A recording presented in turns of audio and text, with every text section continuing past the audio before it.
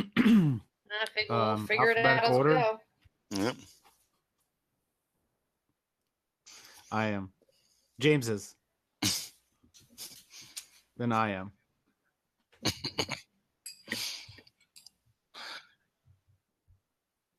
Then me.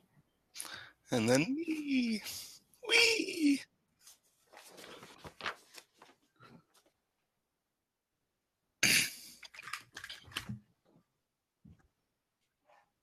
Too late now. Did you forget?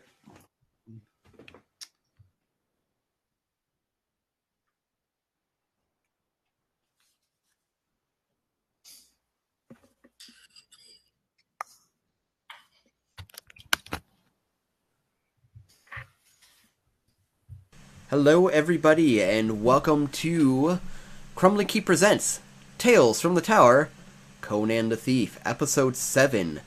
In this very special episode, we will be giving away a copy of Modiphius' Conan the Thief. A great little title we have used to set this campaign up. Welcome. This is a really... Who's going to get it, James? Well, that's a really good question, but we're just going to have to see. The way it's going to work is during the course of today's game, if you react to the video in Facebook Live and you vote for who you want to live through this session, you're in the running to win the book. There's a link at the top of the post, or no, not the top, it's more toward the middle. There's a link in the middle of the post about if you want more information, if you want a quick catch-me-up, if you want to see who these people on the chopping block are, that's where you want to go. It'll give you all the information you need. It'll also send you to contest rules and things of that nature, so you know how to do what you do. So, suffice to say, not everybody is going to live to the end of this adventure. I'm James. I'm your intrepid GM for this wondrous journey. I'm Brad. I'm playing Calimere with a strong arm and a quick emotion. My name's Emily. I play Ulrika, whose adventure-seeking takes her far beyond the walls of Shadazar. I'm going to be playing Criven. Oh, my name is Frank, and I'll be playing Criven, a cloaked assassin who has recently become interested in the dark arts. Yeah. So, who feels like this is going to be a big one? Who feels like giving us a recap on the story so far from the beginning of this campaign? Abbreviated, obviously. How about we do a collected? Alright, well, who's going to... So, I'll start us off. Once upon a time, when we are first starting this little shindig, we did so by playing a game of Microscope, where we detailed the thief skills of Shadazar. A lot of information came out from there, and if you'd like to know more of it, you can find it by either going on our Facebook, facebook.com/Crumbling Keep, where you're going to find all of our past videos if you want to take the long, a bit more rewarding route. Or, we also have available all the notes from that session to our Patreon subscribers at patreon.com/Crumbling Keep, if you want to see who all the major players are. The most major of the players, perhaps the one we're most concerned with, went by the name of Urquhart. And Urquhart, even from the beginning of our Microscope tales, was a little bit of a nemesis to the characters, in a sense. But by the end of it, he had disappeared for a while, only to come back leading a completely new guild called the Cult of the Staff, which was basically espoused bringing back all the gods and all the temples to Shadazar. Shadazar is a city that has many temples in it, but most of them have been abandoned by anyone remotely holy or pious. Thieves use them now. So, Urquhart wants to change that, and the Thieves Guilds, which in essence run the city, including the Thousand Hands of Fortune, which are our protagonist, our player characters, are not a fan of that. Who wants to take it from there? We worked together with the Guild of Whispers. The Thousand Hands joined up with the Guild of Whispers to retrieve an artifact that was being transported outside of Shadowzar, and the Thousand Hands and the Guild of Whispers worked together. Their representative being Gort and Varesh, who are on the list of the chopping block. True And enough. they ambushed the caravan quite successfully and retrieved some type of idol that we, to this day, don't quite know what it does. And then we it eluded the Yarakar. How does that, the boys? Urakar This mercenary boys. group. Yeah, your car's boys, the the Urakar mercenaries. boys. Who were seeking us out, and we stayed with a wine merchant in the outskirts of Shadowzar. You know, go back We proceeded. to go back Go real ahead. quick. Remember how you got the idol itself, where you actually found it in that ambush? Oh yeah, who could forget? Oh yeah, Right? Kriven dug it out of the belly of one of the acolytes. And I believe the wine merchant was secretly a worshiper of a god, and their idol, their symbol, matched the one we found inside the acolyte. Am I correct? Mm-hmm. That's true. Never quite really dove into that farther, but yeah. No, we were just hell bent on stopping the cult of the staff bearer and its leader, Quat. So we proceeded to massacre the wine merchant and his a monstrous guardian, or we're not really sure what that was, but Strange scared the things shit and out of forgotten us, ruins, you know, this is the norm. exactly. Crazy tentacle monsters, you know? That's Yeah. how it goes.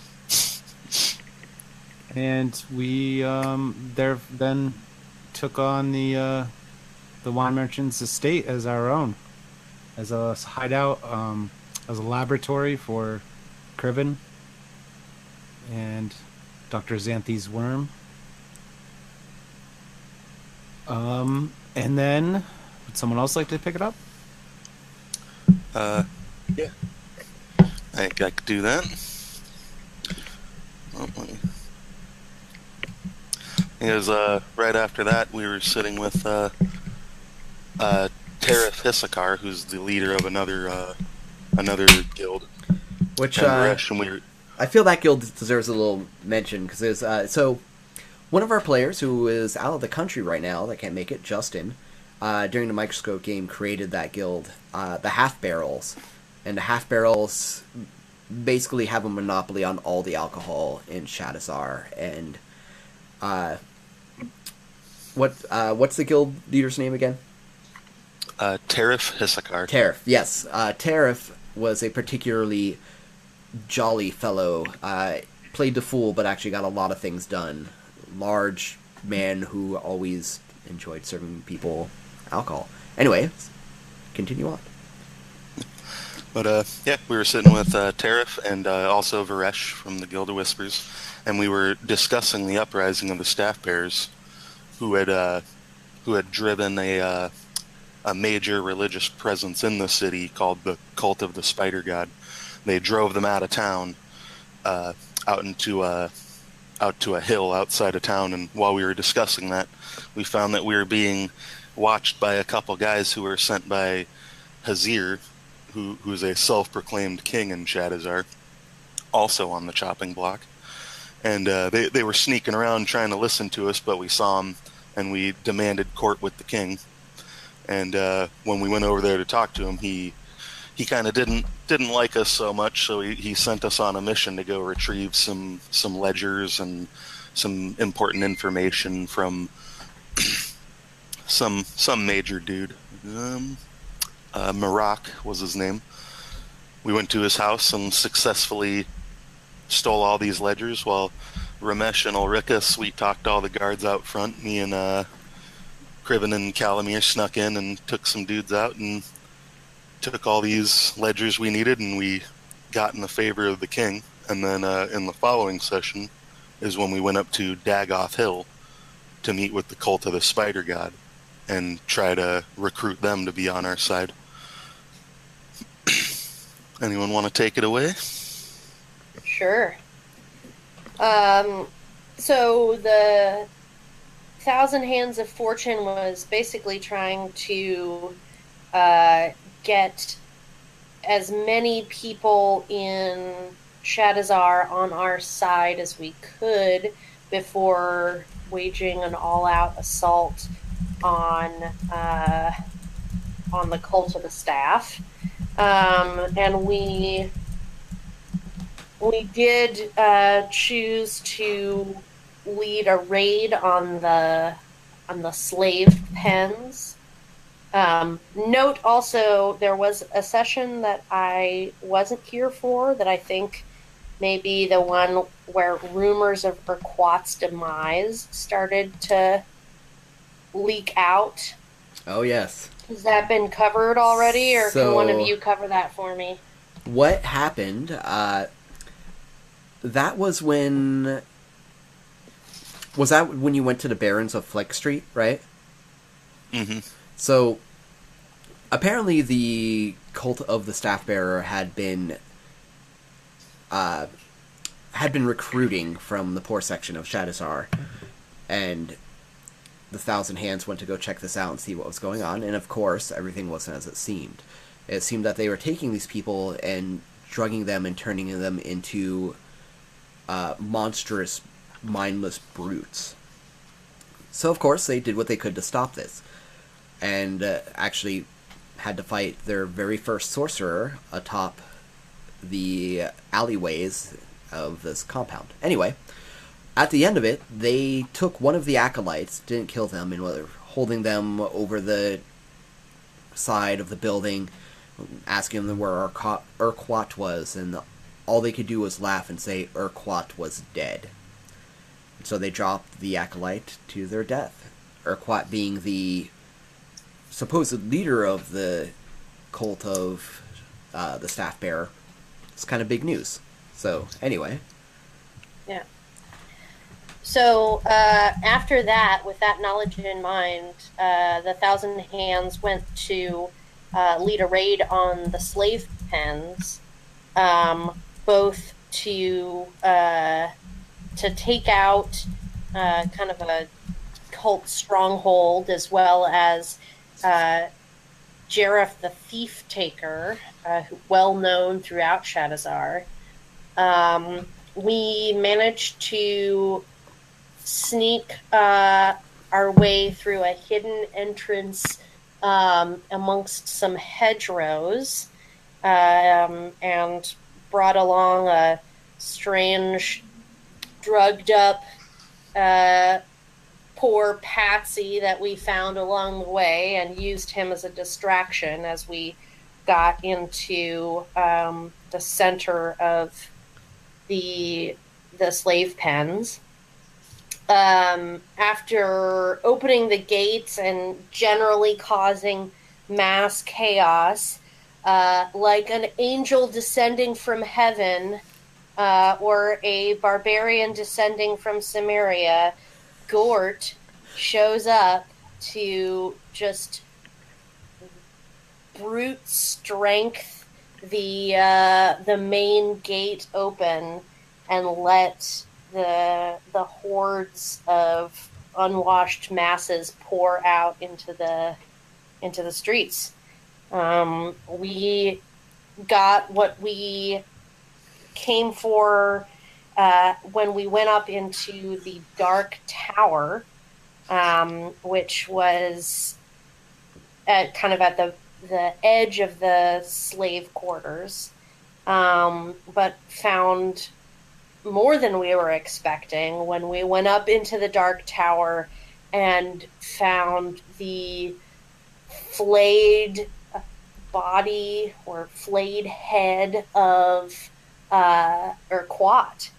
So we see his body and we know that he's dead, but at the last minute, he begins to rise up as if animated by some unexpected foul sorcery. And Criven, of course, has his interest thoroughly piqued by what the hell is going on here. We did manage to subdue the reanimated corpse and get away with our wits intact, barely. And that about brings you up to date. So this week, they are going to be unveiling the artifact to the rest of the Thousand Hands of Fortune. For anyone just tuning in, we are just doing a little recap. But tonight is the night we are giving away Conan the Thief, and tonight is the night you get to vote on who lives and who dies. For more information on that, just look at the pinned comment at the top of the comments there, and it's going to give you everything you need to know. So, without further ado, let's set a little bit of a scene. The Thousand Hands, as of late, have had a lot of good reasons to celebrate. And so, it is time to unveil the artifact. The little statue of a man, but instead of a head, it just has another large hand. But it's a very jovial scene. It is a banquet. It is a party. Practically all of the Thousand Hands are there, with the exception of Shenwen, but he'll likely be there soon. Even Gort and Varesh are there as representatives of the Guild of Whispers. And it's a lot lighter of a mood than any of you have experienced in a while. And it's really nice to see everyone again, as you've all been working on taking on the cult of the Staff Bearer, and so has everyone else in their own ways. So there's been little forays all over the city by members of the Thousand Hands of Fortune.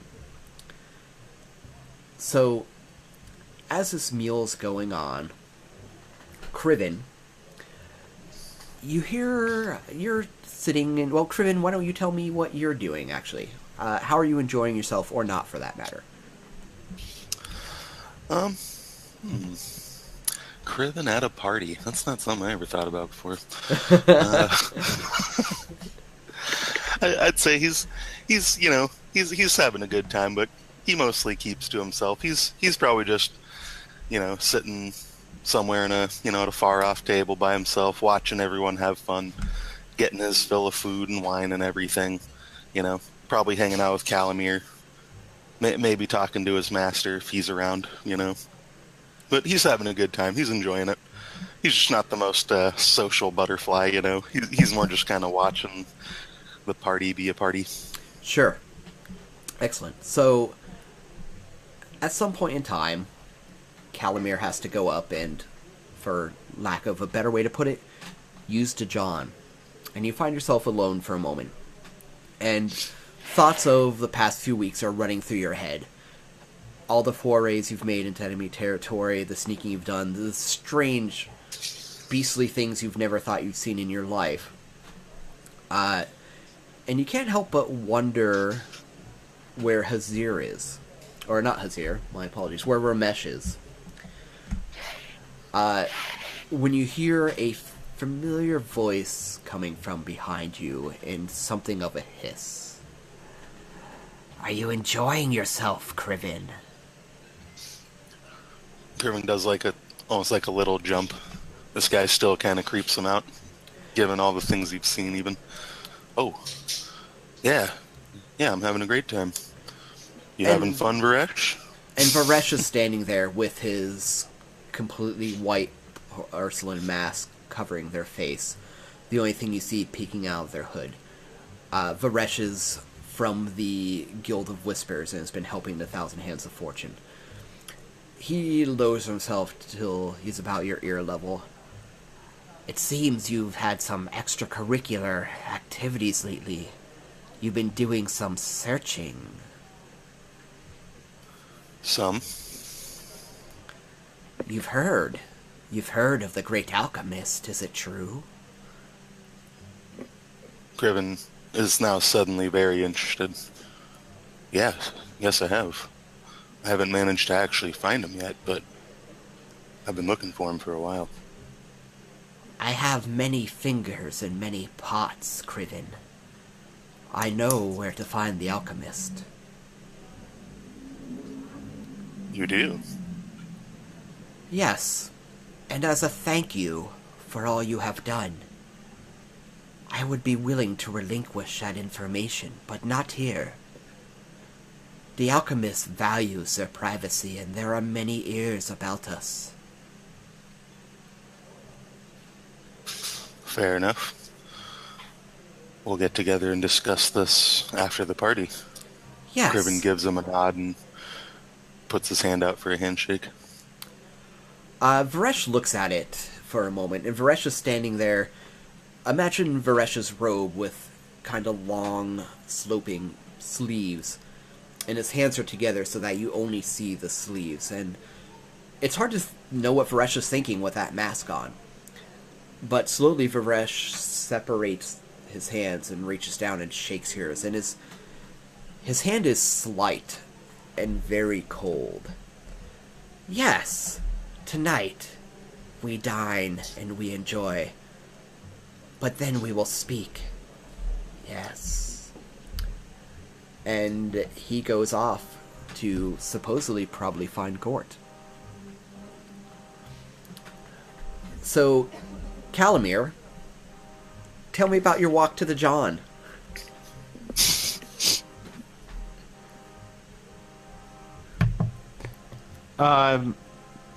Calamir, probably pissed drunk. Likely. Yeah. Hmm. Takes a walk to the, an outhouse? Just Yeah. the street? I imagine we'll get classy, and we'll say you have an outhouse. Alright. He heads back there, stumbling a little bit. Still holding a horn. Pat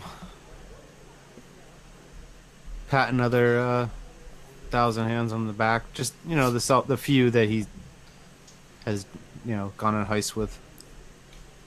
Fair, and they're everyone's quite jovial, and your particular group, the three of you at the moment, are being quite celebrated, as there have been other inroads made against the cult, but really your specific little section of the 1,000 hands has been hashtag killing it, right? So So he's I'm sorry. Oh no, I go was ahead. just Go gonna say ahead. he's having a good time, but the recent news of Fareem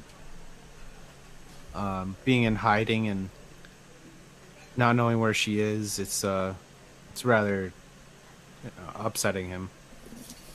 But he's trying not to show it. So, as you're coming back, you see from a little distance away Dreena approaching you. Dreena was one of the slaves to Caradin Vassell, the wine merchant. Yes, the one that the brother and sister that we saved. Right. Mm-hmm. And they both took quite a liking to Calamir. They left under his in his arms. Right. The both of them. So Dreena, drink in hand, two drinks in hand, walks towards you and hands you one. He finishes the one in his hand, fucking tosses it. The glass breaks. Oh, it's glass? Well, that's pretty fancy. Yeah, it's a... Oh, that's not quite glass. That's a... There we go. Yeah, it shatters on the ground. You don't look truly happy, she says. No, but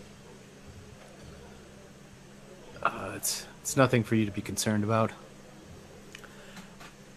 She puts her arm around you with some familiarity. Perhaps there's something I can do.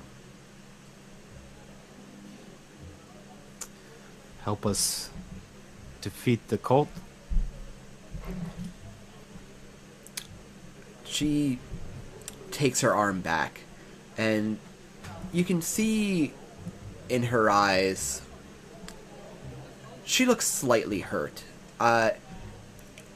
In the days since the liberation of the wine merchant's estate, it's it's pretty much become apparent to her that, well, she's realizing that your heart's not there.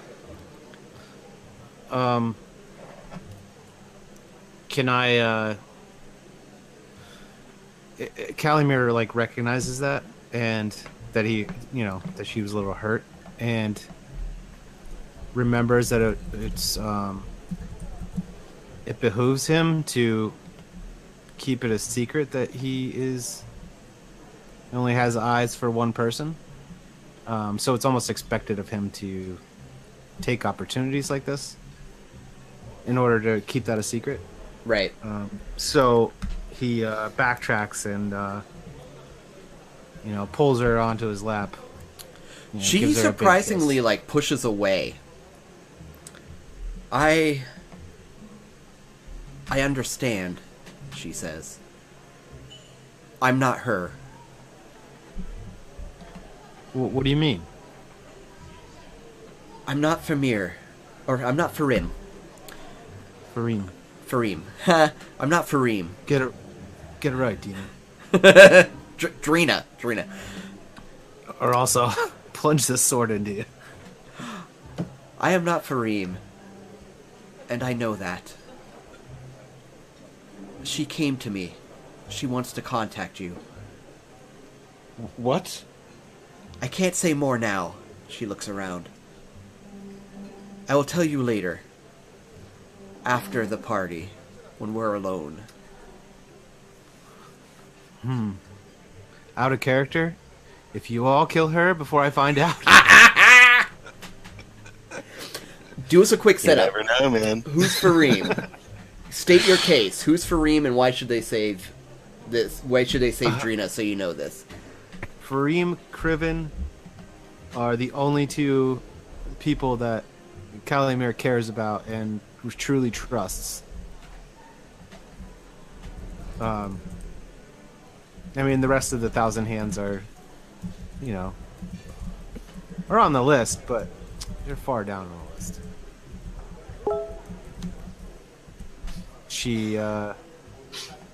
She really deserves. Oh, yeah. She really deserves to be reunited with Calimere. She saved him. She's the only reason that he's alive. She was given the task of killing him. As And you she recently spared him. found out in your carousing, which you could find I did. at in our Tales from the Tower fan group. If you want to get caught up on the little between things that have happened between our quest, you can go on Facebook and look for Tales from the Tower, and you'll find our fan group there where all the carousing happened. So please, don't kill her. She's your lover. I love That'd be her. said. All right, so Orica.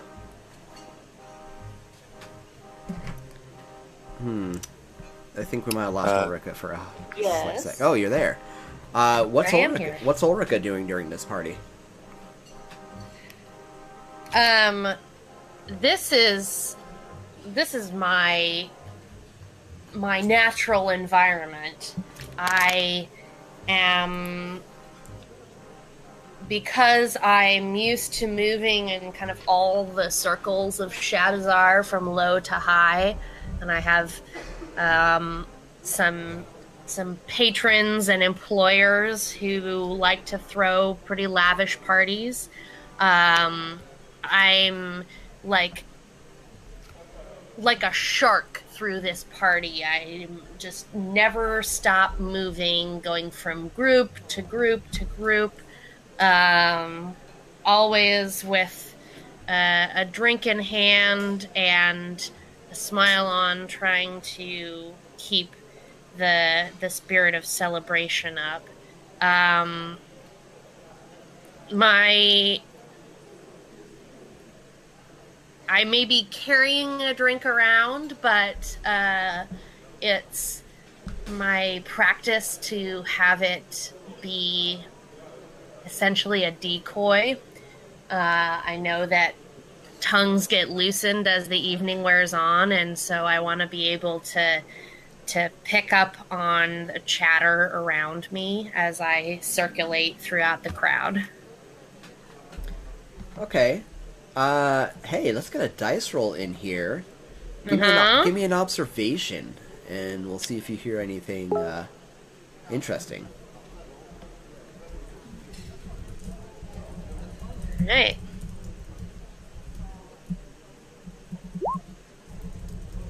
Oh, that's a success. Just one? Just the one. Okay. Let's see. What do you overhear? So we'll say that because of that, you managed to overhear Varesh talking to Kriven about some sort of alchemist. It almost seemed like they were cutting some sort of secret deal. Almost. You're doing well to keep the party lively. You're quite the hit of everyone. When you see a slightly unlikely face making its way through the crowd, wearing a toga smeared with grease and other questionable stains, you see Hazeer. Oh. Filthy feet See, in what might be his best sandals. You know, when you said toga smeared with grease, I was like, this really could go either way. It could be Hazeer, it could be Gort. Who knows? Oh, Gort, you see Gort. Gort is wearing his loincloth, and Gort is feasting. It's impressive to see how much food and drink Gort is putting down. Yeah, Gort is like everyone else is, has a drink in one hand and a drink in the other hand, and Gort is like those enormous, like roasted pheasant legs, just one in each hand, chowing down. It's carnage. Just like everything he does, it's carnage. So Hazeer So is... Hazeer approaching me in his finest sandals. Right. He walks up to you and looks expectingly at you, as if waiting for his courtly bow. And I oblige his outsized ego. I grasp the hem of my robes and give it an extra little sweeping flourish as I curtsy to him and say, "Ah, Your Grace! Welcome! So glad to see you've joined us for our little celebration. We're honored at your presence." He nods, and feeling like he's due his appropriate respect, he leans into you. His face is super flushed. His eyes are a little, bleary, and it's obvious that he has been enjoying the fruits of this celebration that it's really questionable if he was even invited to begin with. Oh, absolutely, yeah. And you can just smell the booze on his breath as he leans in. Orica! He nods. Congratulations on all your recent successes. And he does a bow back.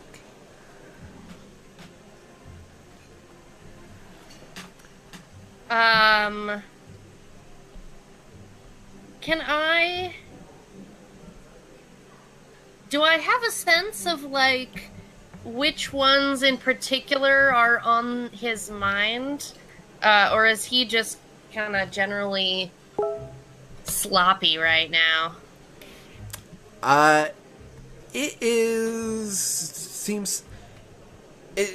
It doesn't seem he has any specific one in mind.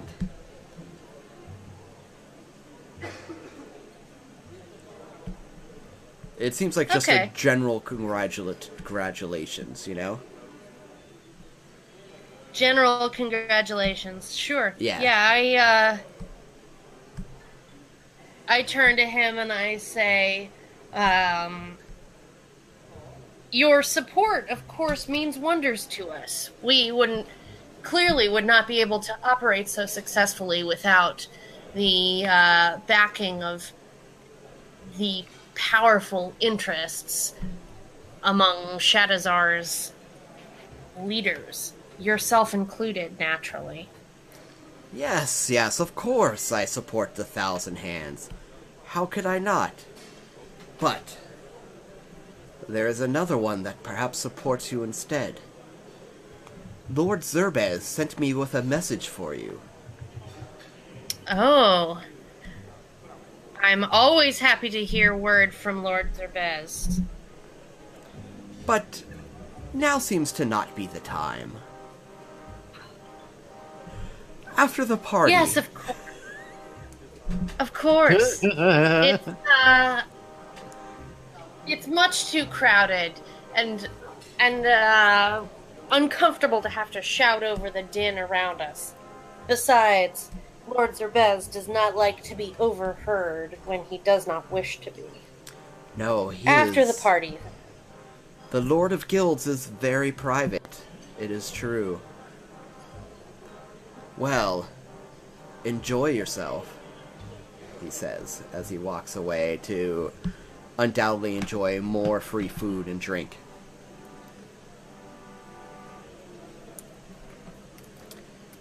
Alright, so next I would like you all to, we'll say some time passes and the feasting continues. And the Thousand Hands here get together. Tell me what that looks like. Set that scene up for me. Imagine there's a few different cliques. Being a Thousand Hands came from multiple guilds. I picture a multi-floored with balcony, like look down on a central. Yeah, looks down onto like a nice garden outside of here. We'll say that you're doing all right for yourselves. What else?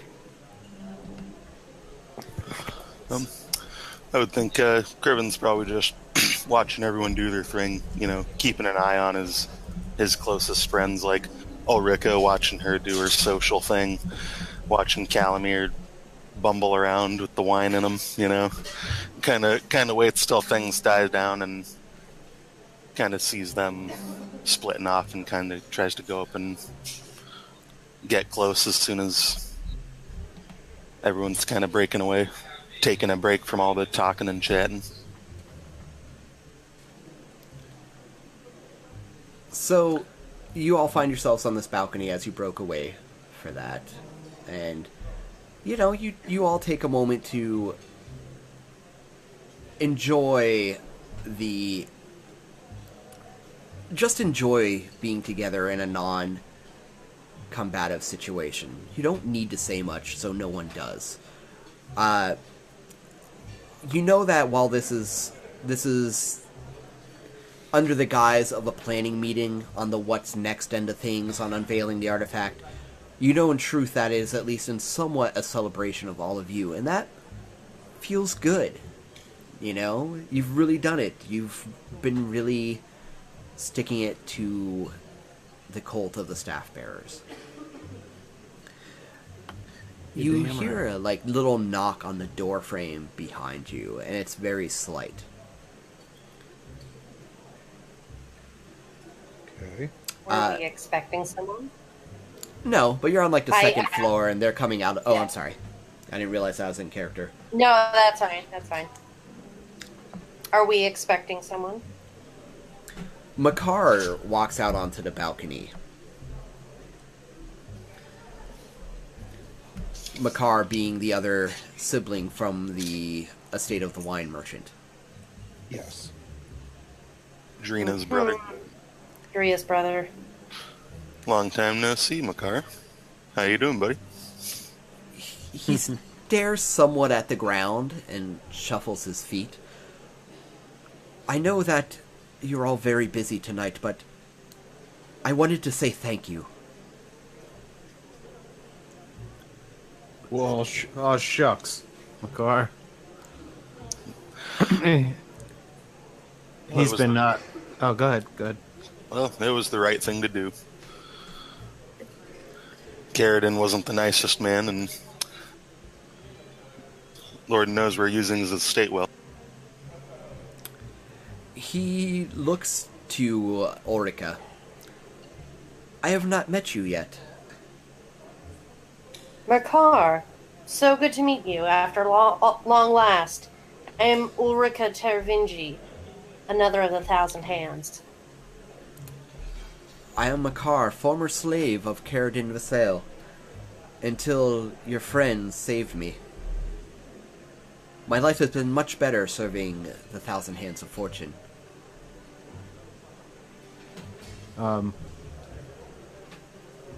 Kalamir's been telling, he's all drunk and he's telling stories about, reenacting the moments, but he's actually using his axe to do so.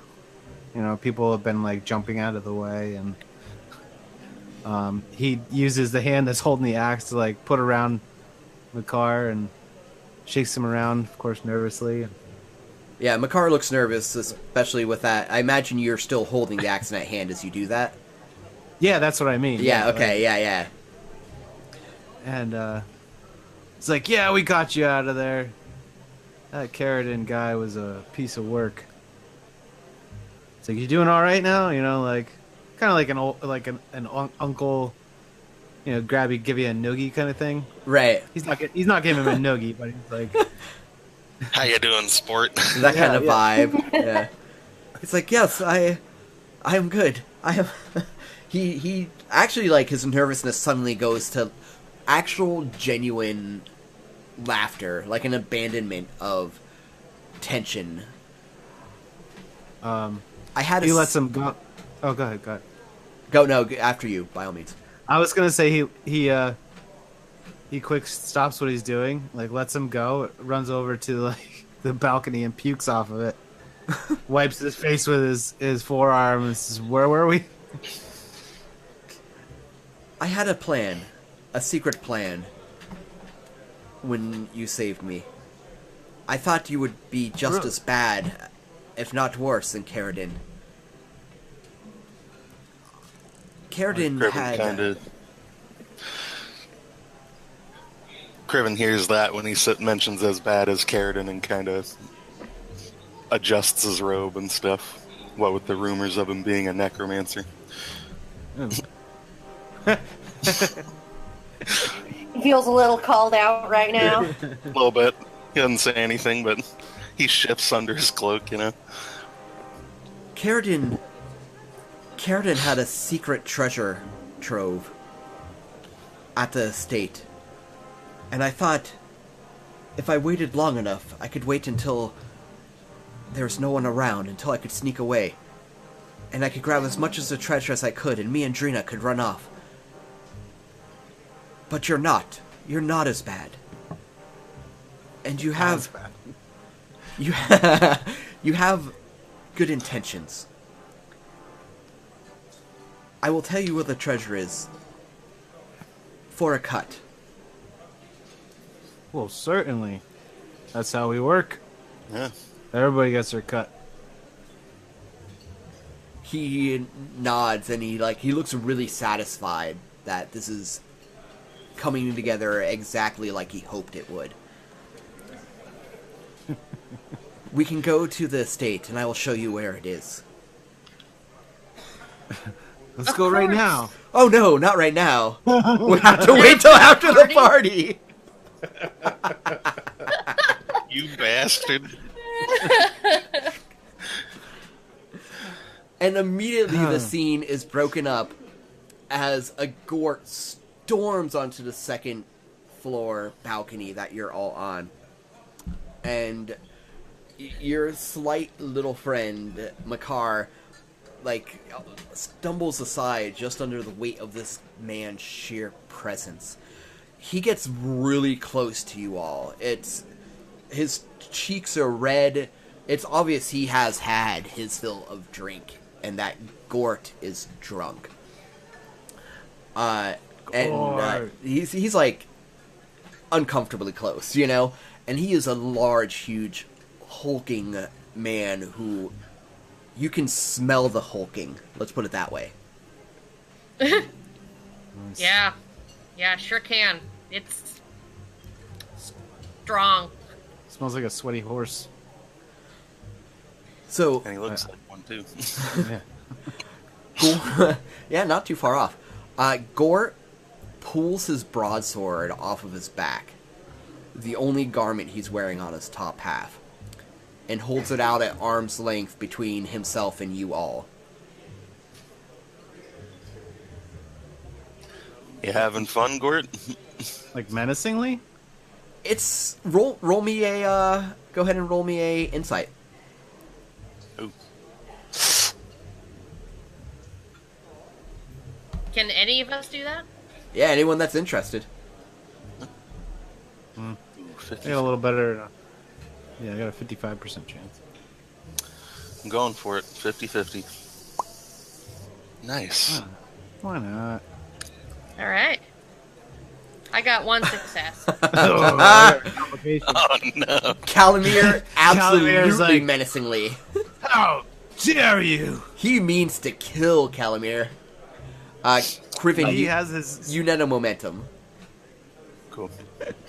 Oh, What do I see? Orica and Criven, you both know, like, you don't see any, like, intent to swing it. It seems more like a presentation than anything else.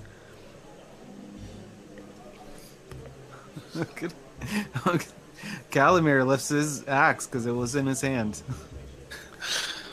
I think we're all just having fun here, and Criven puts out his hand and puts it on Calamir's arm to, like, lower his axe, hopefully, in time. So, Gort's sword does, like, a 180, right?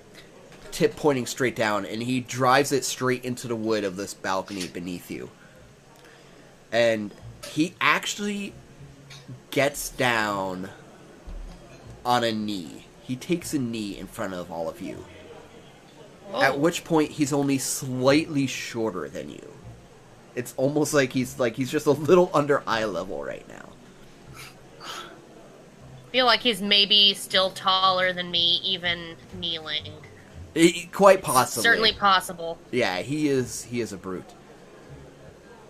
Gort and he speaks in I forget, what language do you all speak? My apologies. Zamoran. That makes sense. What else would he speak in Zamoran? He speaks in broken Zamoran. This isn't his first language. Gort, saved by Varesh, owes life to Varesh. But second, owes life to you. Gort will fight for 1,000 hands. What? After the party. You suck. Sorry. So, I hope you're pleased with yourself. Yeah, you super Yes. pleased. So just to catch everyone up as to what's going on right now, we are going to be giving away a copy of a never-before-used Conan the Thief by Modiphius, a source book for their Adventures in Age Undreamed of RPG, which just won a Best RPG award at an RPG convention Games in Expo. England. Thank you, Emily, a UK Games Expo. So, you know, it's like the best little secret no one's ever heard of. It's such a great system. So we're going to be giving that I'd say away. rightfully so. Yeah, truly. We've been playing it for a few months now, and we love it. And the way that that's going to happen is there's 2 requirements to get entered into this contest for that book. You have to react to the Facebook post, love it, like it. Hey, if you want to share it for extra credit, cool, but make sure you like it or love it first. Even hate it, whatever. Just react to it, right? And then you're going to need to vote on who you want to see live. Your options are Gort, and there's a pinned comment at the top of the comments here where you can get more information on all of them. But the options right now are Gort, who has just pledged himself to fight for the Thousand Hands of Fortune. And that's big, because Gort is a frickin' killer. He is a huge hulking beast, and that would be super useful. So we have Gort. We have Varesh. Varesh has recently told Kriven that he knows where the alchemist is. Kriven's been searching for this mythical alchemist in Shadowzar that is apparently the most master alchemist of all alchemists. And that's what he's been doing in all of his carousing phases, and has not been able to find him yet. But Varesh says he knows where, and he's willing to tell him tomorrow. Dreena approached Calamir a little earlier. Dreena is also on the chopping block, former slave of the wine merchant, Kaladin. Dreena knows where Calamir's sweetheart is. She disappeared a while ago, and he only recently found out that he woke up in a morgue after spending the night with her and had no idea why. She drugged him to save him because she was supposed to kill him, and then went underground, and he hasn't been able to find her since. But she's contacted Dreena. So if you save Dreena, that means Calamir and... what's her name? Fareem might get to re-meet. Next up is Hazeer. Hazeer is also on the chopping block. Hazeer has found Orica during this party and says that she has a message from Lord Zerbez, who is master of guilds in the city. He basically takes care of the coin, the treasury of Shadowzar. So, very high-ranking official. And I can tell you that, so he, being a high-ranking official, he gets info that maybe a lot of others wouldn't be privy to. I can tell you that it's a pretty big message. Then we have Makar, who knows where the true treasure of the dead wine merchant is. Hey, how's everyone doing for gold right now? Not too good. Yeah, I have two. So it would probably be pretty great likewise. if you could find this big treasure. So if you want to fund the Thousand Hands of Fortune, vote for Makar. And finally, oh, that's everyone. We just talked about Gort, who's willing to fight for them. Right? Hashtag save the twins. Yeah, so tell me, everybody, what are the players' votes right now? Not that they count for anything, but who do you want to see saved? Ooh. Do you vote to save one person, or do you vote to kill someone? You vote to save. So if you actually got a vote, what would you vote for? Who do you want people to vote for? Convince them of your case. Varesh, man. I've been on that for so long, man. I want to make bombs and exploding powder and Molotov cocktails and more poison, and that's what I want. It'll be fun. It'll be exciting for everybody. Because anyone can use these weapons, too, once I make them. Just throwing that out there. Totally vote for the twins. The twins number one, Dreena and Makar. Dreena and Makar. Makar. Dreena, if you want to see Calamir return to the love of his life, or Makar, if you'd like to see the Thousand Hands of Fortune actually be fortunate. That would be nice. Yeah. I say Makar is second for me, too. Ulrika, you got some say in this? Yeah, I mean, I definitely, Makar offers the promise of a windfall for us, which I feel like we could all use right now.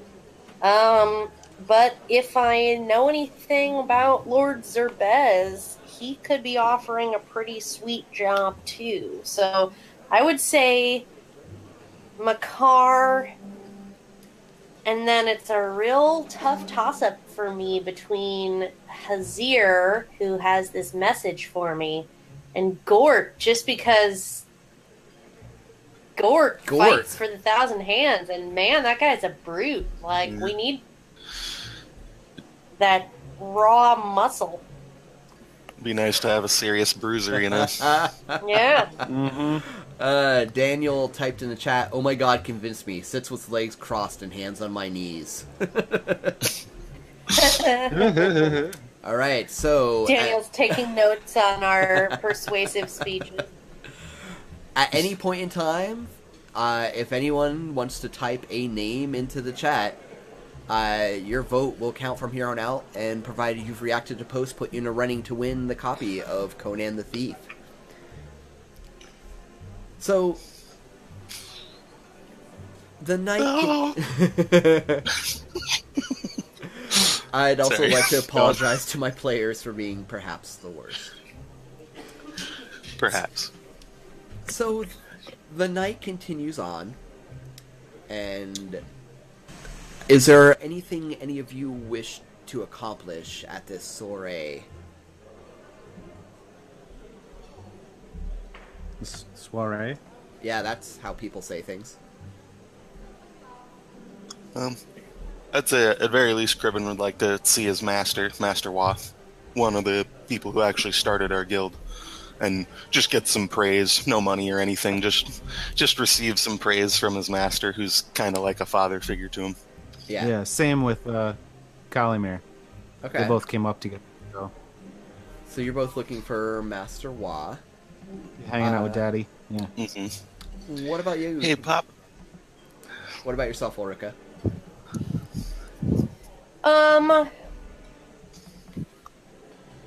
Reading in the corner. Nerd.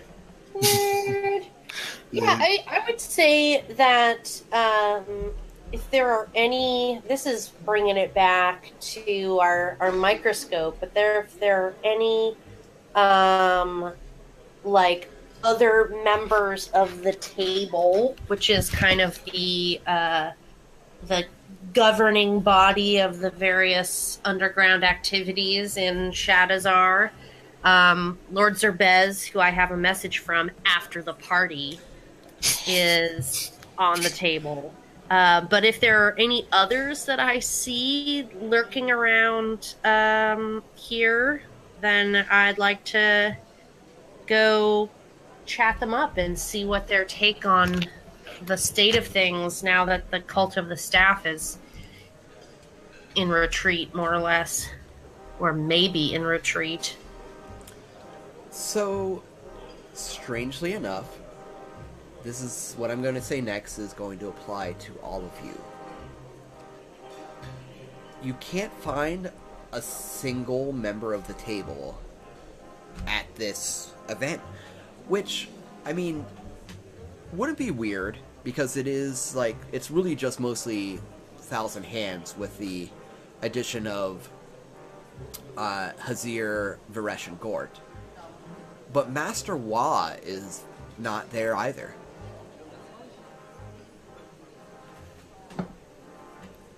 Interesting.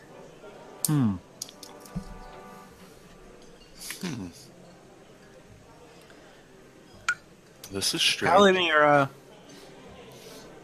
is I think it's about time we take a patrol around the perimeter. You wanna come with me, Criven?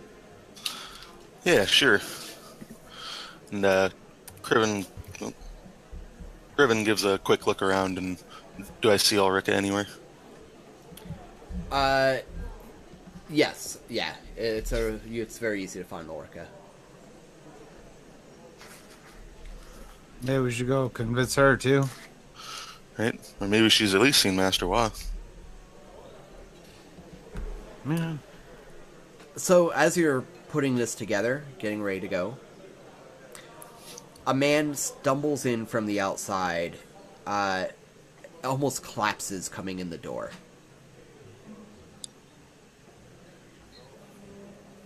Oh, man. This looks like a potential disruption to my party, so uh, I head over to him and see if he's injured or hostile or some other state. This wasn't a drunken collapse? Orica, when you get up there, you see that it was not a drunken collapse. This man is covered in wounds and looks exhausted. Ramesh, he says. What Water. Wait. Water. I kind of grab him and help him to sit down or recline somewhere nearby and motion, bring this man some water. He's been stabbed. Here's some mead. Or whatever the drink of Shadowzar is. It's everything in Shadowzar. So, I mean, where are you gonna get water? Like, it's all alcohol. It's all anyone drinks in these games. he takes a good gulp. Ramesh, I saw him led away in chains. What? It's true, I followed What? him. And there was a camp. 2 days' ride. An army. I snuck into the camp and only heard him tell the leader that it must have been the leader, that he had a deal for them. And that's when they found me. I barely escaped.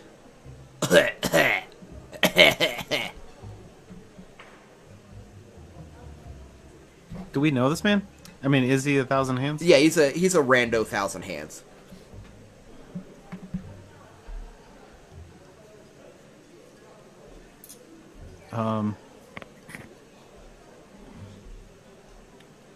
What? Get Dr. Zan, what was his name again? Worm. Worm. Dr. Xanthi's Worm. Worm. Yeah. Dr. Worm. They call him Dr. Worm. Dr. Wiggle, Worm wiggle, comes wiggles. over. Ah, of course my party is interrupted. Yes. And he takes him. All Great right. job on this brew, by the way. Just to update everybody, we got 2 votes. We got Gort, one for Gort and one for Makar so far. Anyway, Cast So- your vote. Dr. Worm hurries him away into a side portion of the room to likely attend to him. Everything has taken on a bit more of a somber mood now. When one of the members of the Thousand Hands says, "It's time! The artifact! The artifact!" And everyone starts clapping. "Yeah, the artifact! The artifact! Our savior! I think I'll save us all! Woo!" So, you're all standing in the crowd as one of the high-ranking members comes up to the front with a large, or an ornate box, right? And the room falls silent as he opens it up slowly. And he pulls it from the box, raising it above his head, and you see that damned artifact that you dug out of a living man's stomach. It's much cleaner now, not covered in the blood and viscera of when you first saw it. "I can almost feel its power," he says. This is what will save the Thousand Hands." And everyone looks around at each other, and there's a few claps and a few toasts. And things start to get a little hazy suddenly. all of your minds feel Cool. just a little bit cloudy. What? You're Oh, not hell no. sure what's happening. Your first thought is that it's likely the drink. That's got to be what it is, right?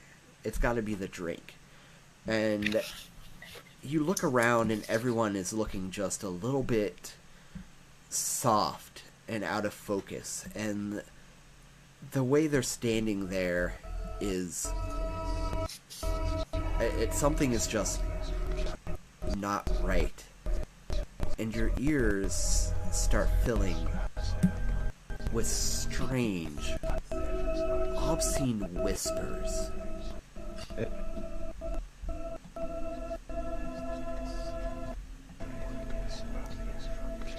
I'm gonna have everyone make me a discipline check.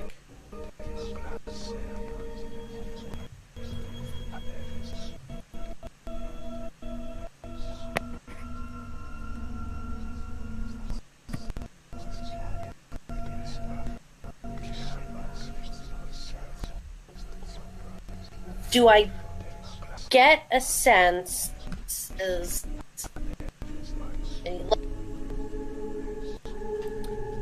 I'm sorry, you cut out a little bit for me. like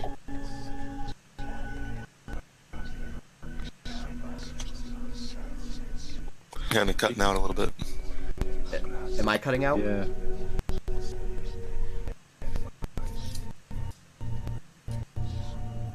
Can you hear me? Hello? You still there, buddy? I am, but I don't know if you can hear me. Crickets. All right. Chirp chirp. Can you hear me okay? Huh? Can you hear me now? Yeah? Okay, Yeah. unfortunate. Sorry about now that. it's better. Yep, Okay. better than it was. Yes. So yes, I'm gonna have You were everyone... kind of cutting out when you're explaining the feeling a little bit. Okay. Noted. Obscene whispers in our ears. Yes. Yeah, it's pretty much all I got. I'm gonna have everyone make a discipline check is where that was going. Ooh. Mm-hmm. Mm. I'm gonna use a fortune point. I as well. Yeah, me 3. I'm gonna reach into my robe and grasp this carved idol that I had carried with me on my hunt for the cult. I didn't quite know why I carried it with me, and I don't quite know why I'm doing this right now, but I feel overwhelmed by the strangeness of this supernatural power. And Kalimir is so, you know, he's cutting off a lot of things, not really noticing.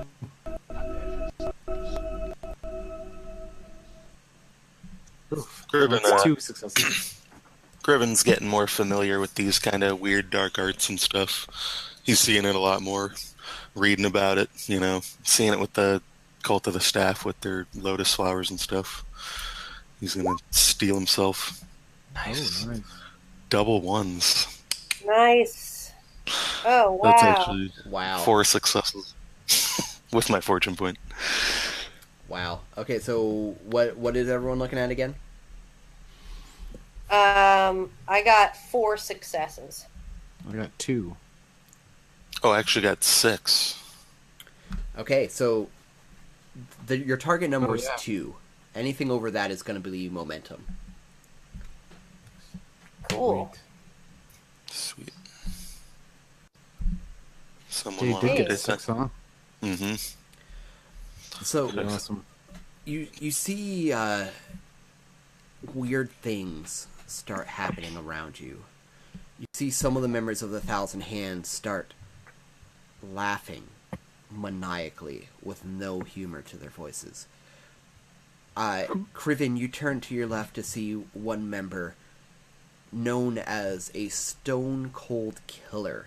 He's not a thief, he's not an assassin, he does everything to people's faces in the most brutal way possible, and you turn to see her with just tears streaming down her blank face as these whispers are continuing all around you. Ulrika, you see one man just clawing at his face, long streaks of blood going where his fingernails are digging into his skin. Oh no. Knock and stop it. What is this?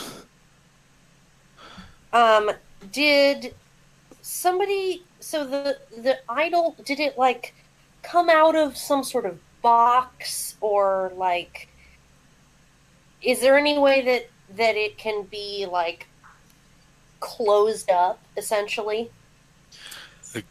Currently, it is being held aloft in one of the Thousand Hand members' hands. The box is on the floor in front of him. He seems to be staring straight up at the idol, his mouth wide in awe, just staring upward.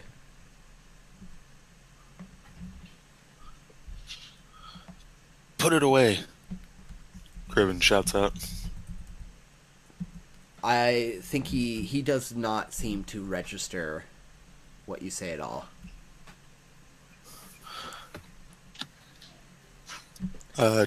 Criven's gonna try and force his way through the crowd and get up to the guy. And it gets, as you're like shoving through people, pushing past them, it feels like going through a sea of wet paper. Every movement feels heavy. Every movement just feels near impossible, but you're forcing yourself forward through this, and you just hear a screech coming from the front of the room, and everything, like, there are no lights to speak of. It's not like there's bulbs hanging overhead, which makes it that much eerier when all the lights flicker completely off and on again, and off and on again. It's like a strobe light effect. It feels like reality is tearing itself apart. And that's when you see these large, shadowy things in the sky with huge wings. And sometimes they look like shadows, and other times they look like some obscene caricature of bats flying around. And the Thousand Hands of Fortune start getting buffeted by them. There are 4 of them in near proximity to all of you now. I'd say roll for initiative, but this is Conan, and heroes get attacked like heroes. That's right. Is there any visual representation? Yeah, legit. Think like giant bats. Okay.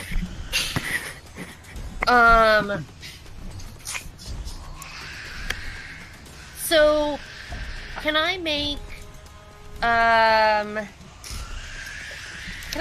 guess, an insight check maybe, or an observation check? Are these things corporeal? Like, are they just weird, giant, animated shadows that are attacking us? Or are they actually creatures?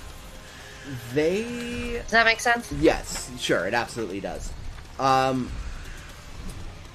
You can spend your turn making that check if you'd like.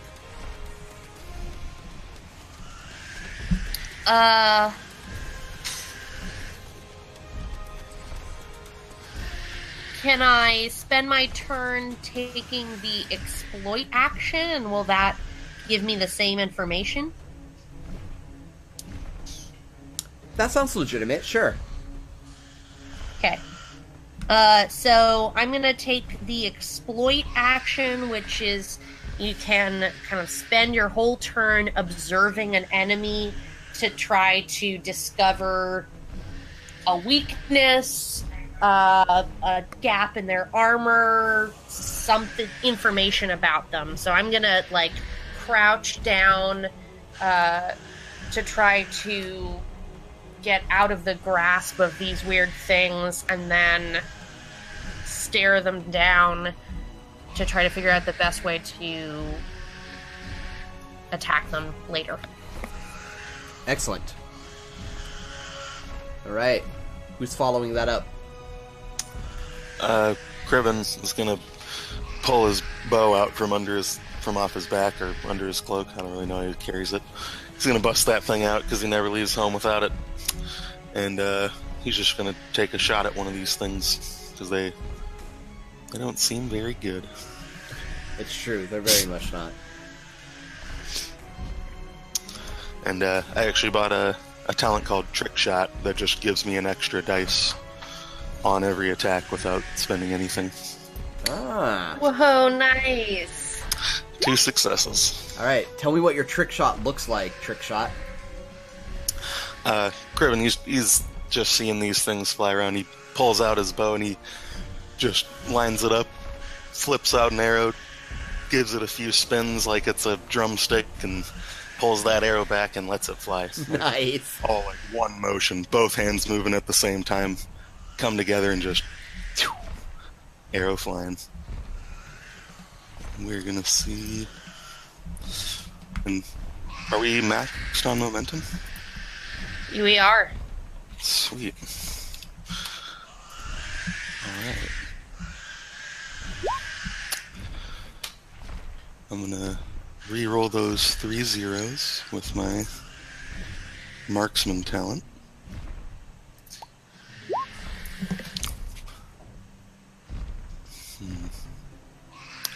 I'll spend 1 momentum for 2 piercing and 1 momentum for 1 extra damage for a total of 8 damage, 3 piercing. 8 damage, 3 piercing.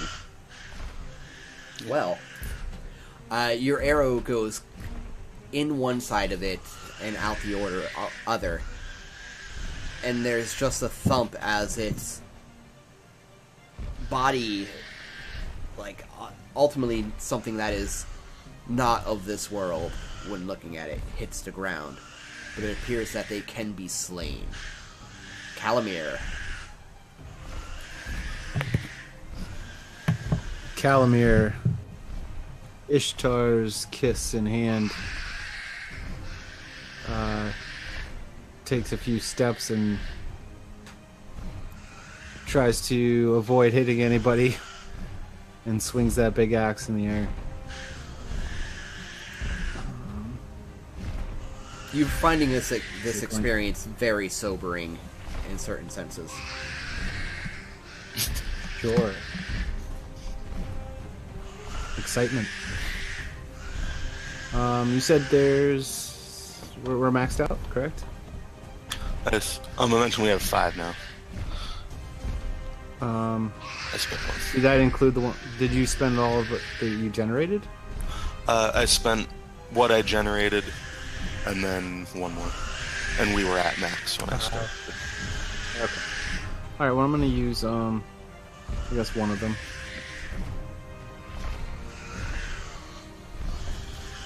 And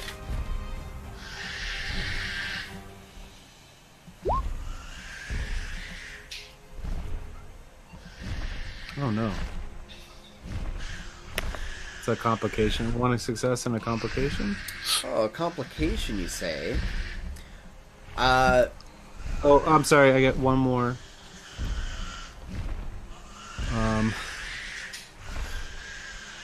Because of one of my talents. I forgot I get 2d20 That's right. for the momentum. I had that with Barden. 12, that is a success. You heard me. So that's 2 successes altogether. Okay.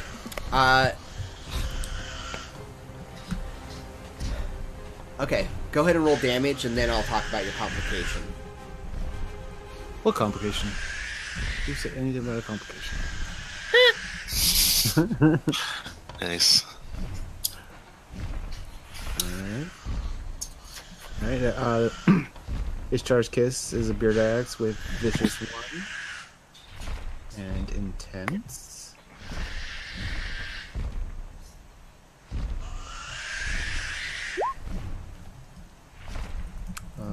Ooh. Wow. Rerolled at 0.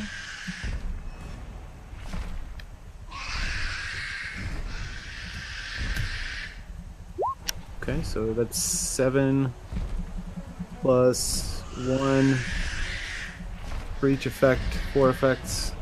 So 11 points of damage. 11 points of damage. You tell me how you just kill this unearthly monster. Is it a minion? It is. But Because I Go ahead. do an additional wound because of the intense. Does that carry on to another? No, they're all separated. They're not fighting. They're a bit too unorganized to fight in a group. So they're Okay. yeah. How does this look? I'm thinking one's flying straight at him, and he, straight overhead swing and cuts it in half as it's flying toward him. And that's exactly what happens. The different halves land on the ground about you, and this splatter. It seems that not only can they be killed, they can also bleed. So there are 2 of them left. Orica, the one that you were watching its habits, trying to judge, can it actually be killed, comes swooping at you.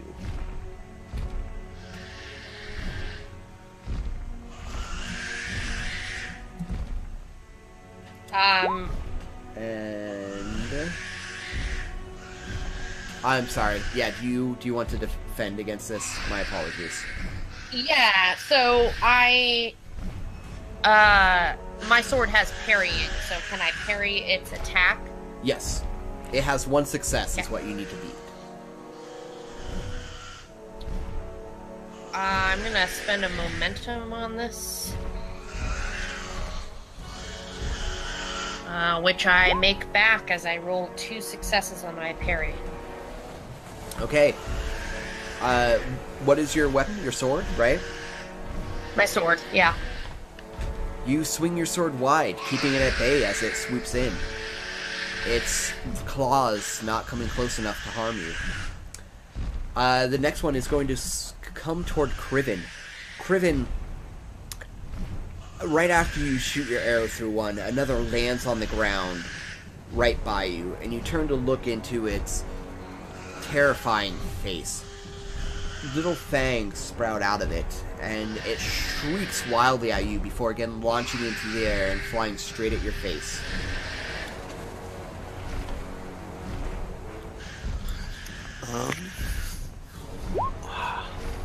Ew, ew, ew, ew, ew. Do you want to parry with that bow of yours? No, Alright. I don't. Well, It makes me very sad for something bad to happen to it. I just got 2 successes.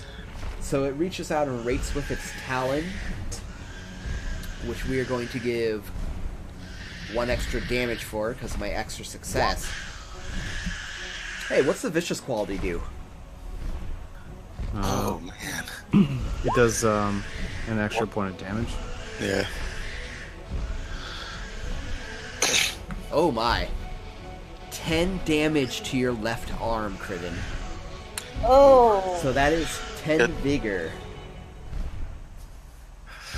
Ooh. Which is enough for Damn. 2 wounds.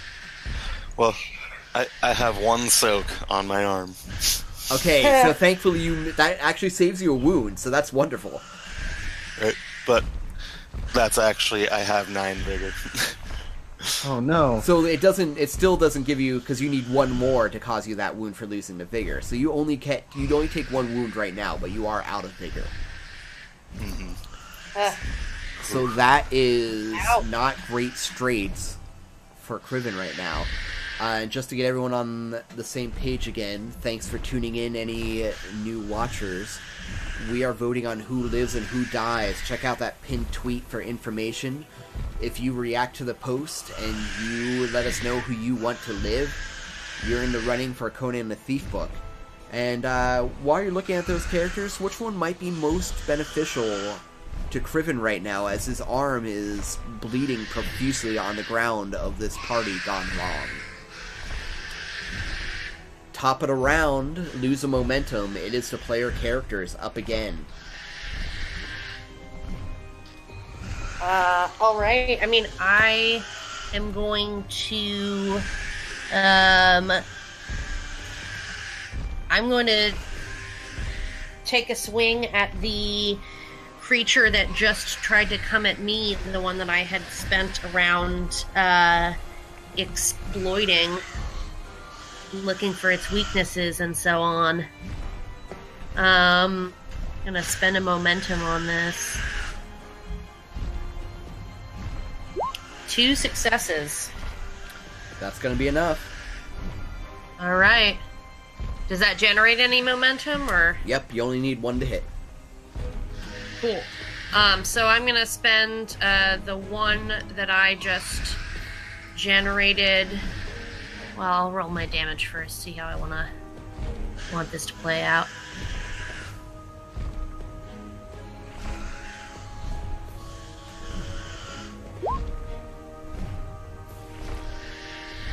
Alright, I am going to spend momentum to have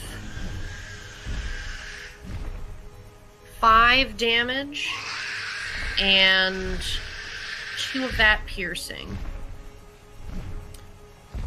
Okay, is that where you're stopping it? Yep. Alright.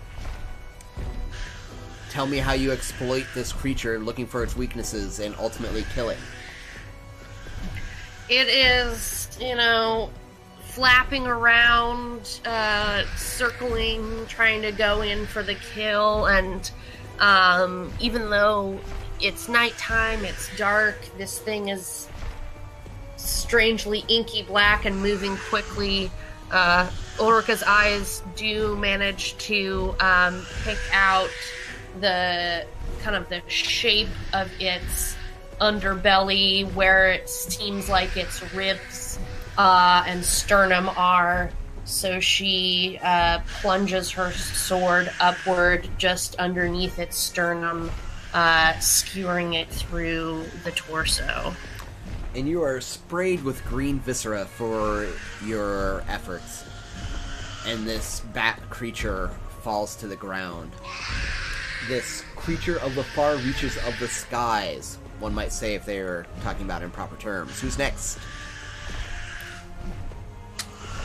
Kalimir will take another swing at another bat as it either flies by him or flies toward him in a drunken rage.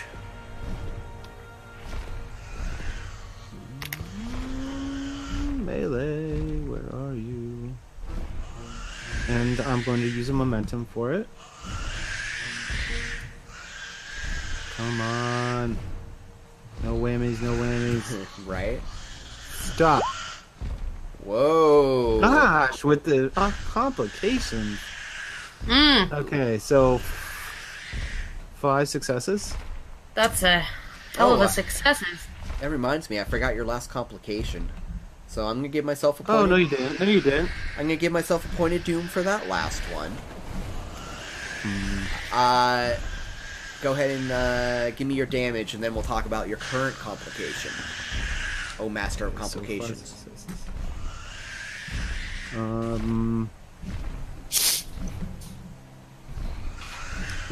What was the question? Do your damage, and then we'll talk complication. Okay.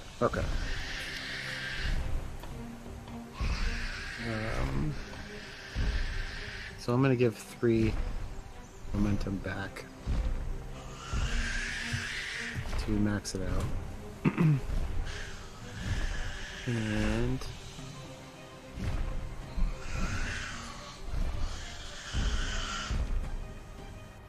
one to my vicious 1, making it vicious 2.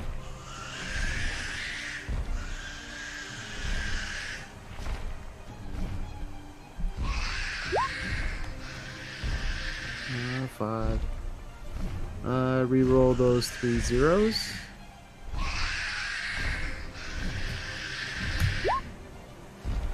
getting another 3. So 8 plus 6, 14. All right, that's going to do it. Tell me about it.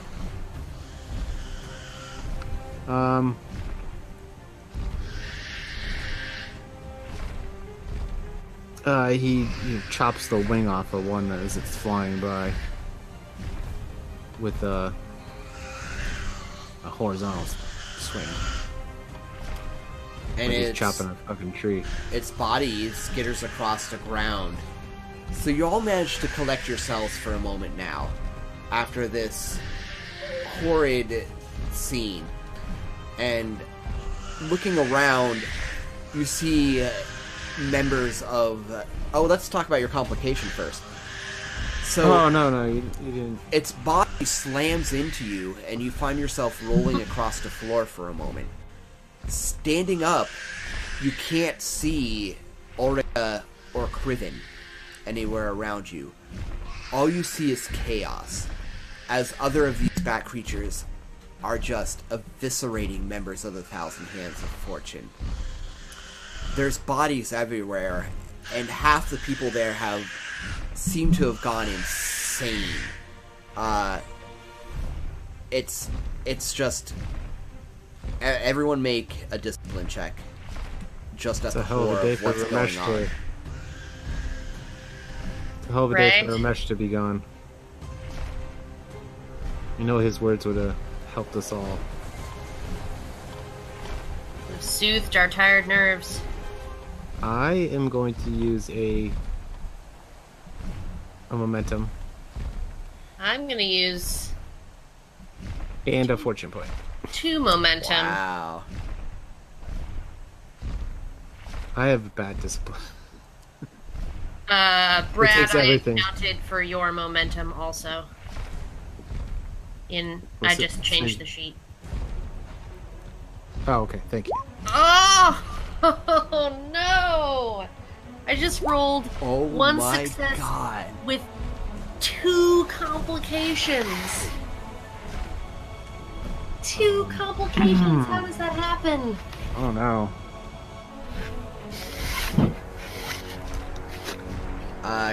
Kriven, you didn't roll yet, right? That's 3 successes for me. 3 successes for you, not 5 complications.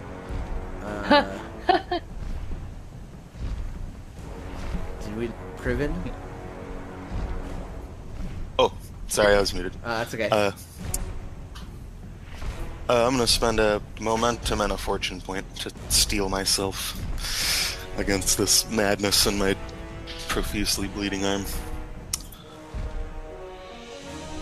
4 successes total. 4 successes. Okay, so you've all gone through the Night of the Blood Moon.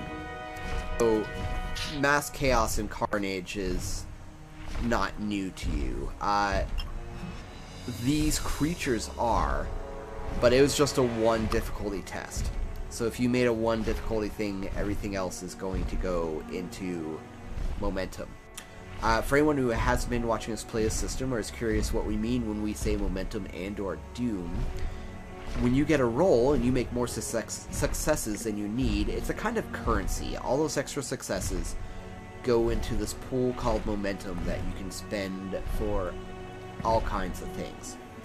However, when you roll a 20 in this game, it is a complication, and Ulrika just made 2 of those. So, what kind of fun, creative things can we think of for that? So Ulrika, as you're all looking around, seeing what's happened here, you steel yourself against it. It's bloody, it's horrible, but you've been in some strange tombs in your life. You're an artifact hunter. The unknown and the supernatural is not all that... It's not all that out of place to you, right? So you managed to do so, but you are a little bit enraptured by it. And you don't see another one of the creatures fly directly into you, sending you sprawling across the floor. When you stand up, you can't see Krivin or Calamir. You're all separated now as people run every which way. You hardly have your bearings when another one swoops down and you reflexively put your hands up to ward against it. And your back hits a pillar in the room. Just doing 1 point of vigor to you as you slam against it and it flies off. But 1 point of vigor. Right. Okay. That could have been worse. it could have been much worse. But you are separated right now, and as you regain your bearings and you're back against this pillar, you feel the pillar shaking, and there's flashes of light all throughout the room. Where once the man was standing holding the artifact, you look and you see some hideous agglomeration of multiple people fused together. Eyes where eyes shouldn't be, arms where arms shouldn't be. You would say it has 3 heads if any of the things that they had left could truly be called a head. But there's just sprouting eldritch energy from it all around. And this is, all of you notice this now too. It's too horrific not to see. So everyone give me another discipline check. This one's gonna be a little tougher. Ah, What's you with those freaking discipline checks? I'm gonna use another fortune point on this. I'm like gripping my hands into fists, feeling my nails, biting into my palms as I try to get my shit together. 2 successes. I'm gonna use a momentum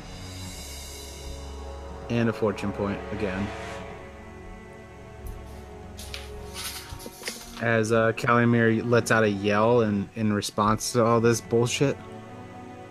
Or at least that's how he's trying to get deal with it at the moment. Right. I'm sure everyone's had family members that did that. Something's bad, I'm gonna yell at it. Exactly. Right. Yep. So 3 successes again. Crumbling Keep gets real. Okay. And I think Criven's going to spend his last fortune point. He's going to grit his teeth and cover his bleeding wound and just try to get to his feet and just take all this in and really see what's going on around him and, try to understand it and not so much be taken in by it or freaked out by it or anything. I'll also spend 1 momentum. For 3. Okay. So 3 was the target number. Ulrika, yeah, you've seen some arcane stuff, but we're talking maybe something that might have been a ghost here. Maybe a skeleton there, but what you're seeing now, nothing has prepared you for. That was rookie level arcane stuff. Rookie level arcane stuff. You are terrified, and your entire body seizes up in panic. Your fight or flight haywires, and you're not sure what to do as your fists grip it impossibly tight, and it feels like your forearms are going to snap under the pressure as you take 5 mental damage. Oh. I know I keep saying Should have mental tried damage. yelling. To your resolve. 5 resolve. So that's going to be enough unless you have some sort of soak to take a mental wound. I have 1 Trauma. courage soak. Oh, nice. So it's just enough to not take that wound, which is pretty big. Yep. Which is a trauma. Yeah, Which trauma. is a trauma, Thank you. correct. Thank you very much for the terminology help. So, of all times, we're going to take a little break right now in the midst of all this. Oh and then our no. heroes get their feet What's underneath gonna them. happen? So, for anyone who has not yet voted, check out that pinned link. You get to vote on who lives through this catastrophe. After this, the Thousand Hands of Fortune, or what remains of it, are going to need some strong allies. So look through that, figure out who you think their strongest allies are going to be, and you get a vote as to who lives. Just type it into our Facebook live chat. Make sure that you react to the post itself, because that's going to put you in the running to win. This copy of Conan the Thief from Modiphius, a fantastic source book full of great things on making thieves characters, as well as wonderful geographic information about the Conan the Barbarian world. And we will be back in just a little bit. Before we do, we also need some allies, don't we? If you have some extra time and after you vote, head on over to patreon.com and look up Crumbling Keep. Patreon.com/crumblingkeep. Yes. Also, there is a link at the top of our episode info today on Facebook. If you're kind of like, you don't want to sign up for a reoccurring payment, give us a tip. PayPal.me/crumblingkeep. You decide how much to give us. You want to give us $1? Cool. You want to give us like $200? Awesome. Let's talk. Let's talk on what we can do for you. But seriously, click that link. Send us your pocket change, your digital pocket change. It would be amazing. We haven't had a tipper yet. If you're the first one, that'd be pretty rad. Whatever it may look like. We'll be back in just a little bit. I think you're all pretty cool. See you in a minute.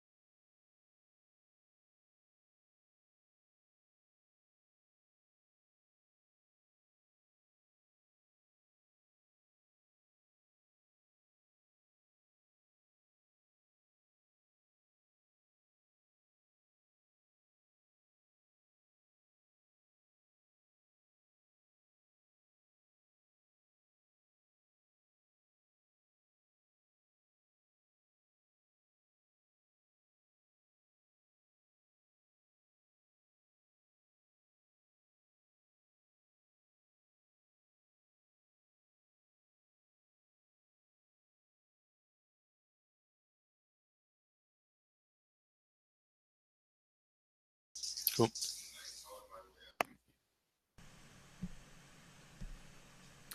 Hey, welcome back everybody to Crumbling Keep Presents Tales from the Tower, where we are playing Conan the Thief, part of Modiphius' Conan Adventures in Age Undreamed of, where we're doing a very special thief campaign and a very special episode tonight, where we are letting the viewers vote on who lives, and it's kind of like by who you abstain to vote for, who dies, right? So there's a pinned comment at the top of the comments with all the info you need to figure out the who's who. Well, most of it, because all these characters that are on the chopping block seem to have some very special information. So, let's do a quick recap for everybody, huh? Sure. So, first things first, every time, James, you say that this is a very special episode of Tales from the Tower, I feel like we're having an after-school special where we're going to have a very special episode talking about the dangers of drinking too much at your party and then pulling out a cursed ancient idol that unleashes chaos on all your friends. Let's not talk about any drinking dangers. Let's not talk about teen pregnancy on this very special episode. All sorts of things that we can leave to the side. All right, so we had just come from a successful mission to open up the slave pens and infiltrate the Dark Tower. And so the Thousand Hands have all gathered together and are having a celebratory revel. Oh, that sounds so nice. Many friends and frenemies are here. And each of the Thousand Hands in turn, and then also as a group, are approached by folks offering them some secrets and some information, but not now. No, we'll get all this after the party. So each of us have some kind of information hooks dangling out there. Criven could find out more info on his dark arts and his sorceress interests.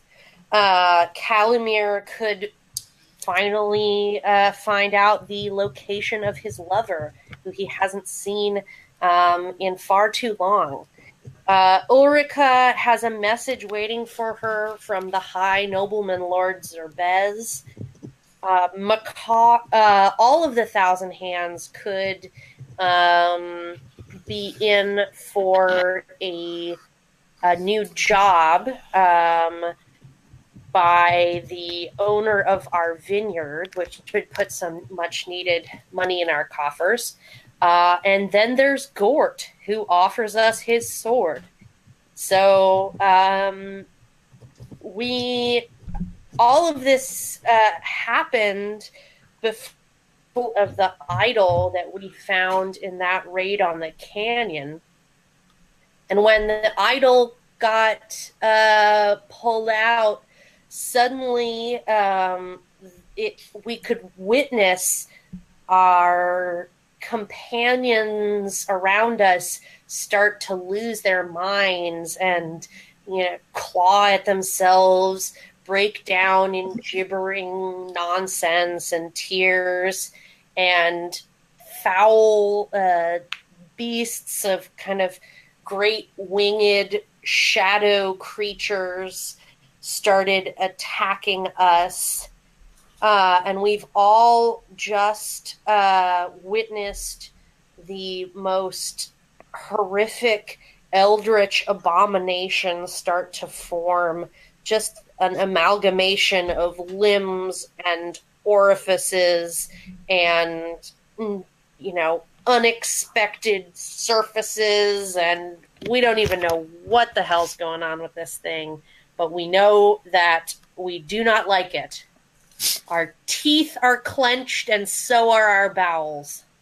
That is Crumbling Keep's new tagline. Our teeth are clenched and so are our bowels. Anyone have anything they want to add to that?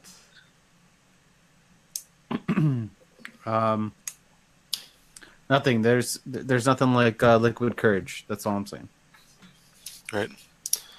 So at the end of the episode, we have been making a little rollable table, because what better way to figure out who's going to win the contest than to roll for it in Roll20. And we will be rolling on that to see who wins the copy of Conan the Thief from Modiphius. More information on the contest can be found in the pinned comment at the top of our Facebook post. Before we get back underway, I would just like to take a moment to send out some thank yous to important places, things, give you all a little bit of information. First off, Modiphius, you're great. All of your games that I've ever played are great. Congratulations on winning Best RPG for Conan recently, and it is well deserved. Thank you, Modiphius. Thank you, Roll20, for giving our group that has been playing together across the country for years now a way to get together and play every week. That is, that's huge. That's so big. It's pivotal. Yep. Yeah, these We are... would not be able to do what we're doing without it. Frank is about to relocate to yet a different part of the country, and yet we're still going to get to play every week, and that's incredibly special, you know? It really is. Yeah. In a world where so many RPG groups fall apart because of scheduling and distance, it's great to have a way to keep that together. And I realize that the theme of tonight's game is me killing some of your favorite NPCs that have great information for you as player characters, but as players, I really like you all, and thanks for putting up with shit like this for years now. Wipe away a single tear. So yeah, thank you, Roll20. Thank you, Modiphius. Thank you, Sirenscape, which has been providing much of the background effects and music in this game tonight that the viewers have been able to see, that the players have not been able to hear. Thank you.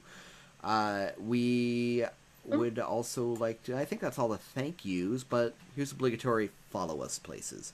Facebook.com/CrumblingKeep, at CrumblingKeep on Twitter. You can see our website at crumblingkeep.com, which has all the past videos up on there, or at least most of them, and we'll have the rest of them soon, as well as information on all of our other projects, including our podcast, Crumbling Keep Presents, The Tales of Samsaris, which is an actual play D&D podcast. Samsaris. Oh, what did I just say? Did I say islands? Tales. You said tail. Tales, yeah, sorry, that's Tales from the Tower. So much Crumbling Keep things going on. The Isles of Samsaris. Crumbling Keep presents The Isles of Samsaris, which you can find on iTunes and your favorite podcast apps. It is edited and condensed. While most of our sessions that you're seeing on here are 3 hours, we take that, we chop it down to an hour. We add some sound effects, we add some music, and do some really cool, great narrative things with that. So check that out. Crumbling Keep presents The Isles of Samsaris. If you like what you're hearing and would like to support us further, we'd really like that too. Patreon.com/CrumblingKeep, where you can subscribe and get some episodes a little early of that aforementioned podcast. And we're working on some other really cool rewards too, but we'll keep that under wraps for now until they're a little closer to fruition. If you just want to throw us like a tip right now because you're really enjoying this episode, that would be so rad. At the top of our Facebook Live post, you're going to find a link to do that. PayPal.me/CrumblingKeep. CrumblingKeep. And you'll be able to send us some money there in the method of your choosing. If you're interested in getting into Conan, rad. You should. This game is awesome. Did we mention it just got Game of the Year? Did we mention that, y'all? We mentioned that. We mentioned that. So in the bottom of the information for this post, you're going to find the links to be able to buy the books. Check it out. Totally worth it. If nothing else, click those links and use those to find the little like intro thing that they have for it, because after that you're going to be hooked. It's a great system. Anyone have anything else before we get underway with the kicking ass taking names, i.e. crying as the building collapses? Wait, the building's collapsing? Wait, who said that? So, Eh. Ulrika, your back is against this column that you just got thrown into by this horrible beast. And you can feel it pulsating behind you as it's shaking, and the entire foundations of this building are starting to shake. What's everybody doing? We all feel this, wanna- right? The foundation shaking. Yeah. All right. Calamir is going to yell to get the fuck out and make start jumping over people and around people to get out himself. Criven's gonna scramble to his feet, one hand over his wound, and just start barreling towards the door.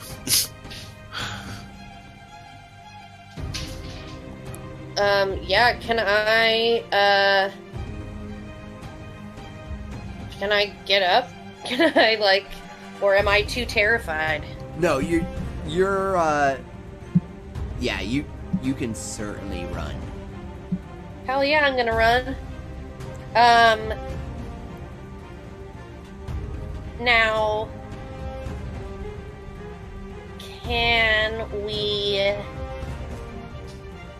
in all of the chaos, do we see the guy who was holding the idol?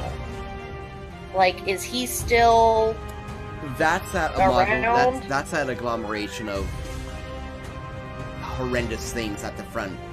Where he was standing, there is that mess of flesh Oh. that used to be various people. Good, great. Wait, say again?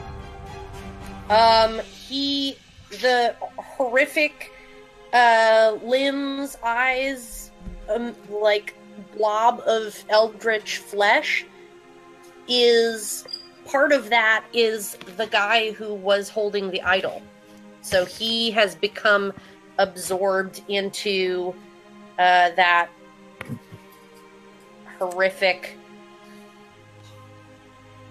blob. So it's kind of like Akira? Yeah, Akira? a bit like Akira? that. Yeah, totally. So, as you're all running, I am going to have you all make me some discipline checks. More discipline. Oh, man. More discipline. It's heavy on the discipline tonight. How much momentum do we have? Can I try to dodge the horror? Not in your head, you can't. Can I shoot the horror with my bow? That's the hard thing about horror. Trust me, I know. There's no dodging it. Yeah. We have 3 momentum. I'll spend 1. I'll spend 1. I'll spend 1 too. If there's any left. Nothing. No success, but no complication at least. I'd have 1 success. Alright, 1. That's not gonna be enough. so who got any successes? I did. I got 1. Anyone else? No one else, huh? What? Oh no, Calamir, you got What? one. Okay. Yeah. Okay. So you all start running to the door to get out of this building as chunks of it start falling down around you. Ulrika, separated from everyone else, your base instincts kicking in as you realize that it's every person for themselves. There's no saving anyone from this horrendous thing that's happening. Or so you think, because you suddenly spot Calamir. A blank look on his face. The braziers of this place have spilled and have caught part of it on fire, and large flames are leaping into the sky of what was, until not very long ago, a huge party. And you see Calamir walking it is Criven, my apologies. You do see Criven walking blank face directly toward the flames, as if no one's home.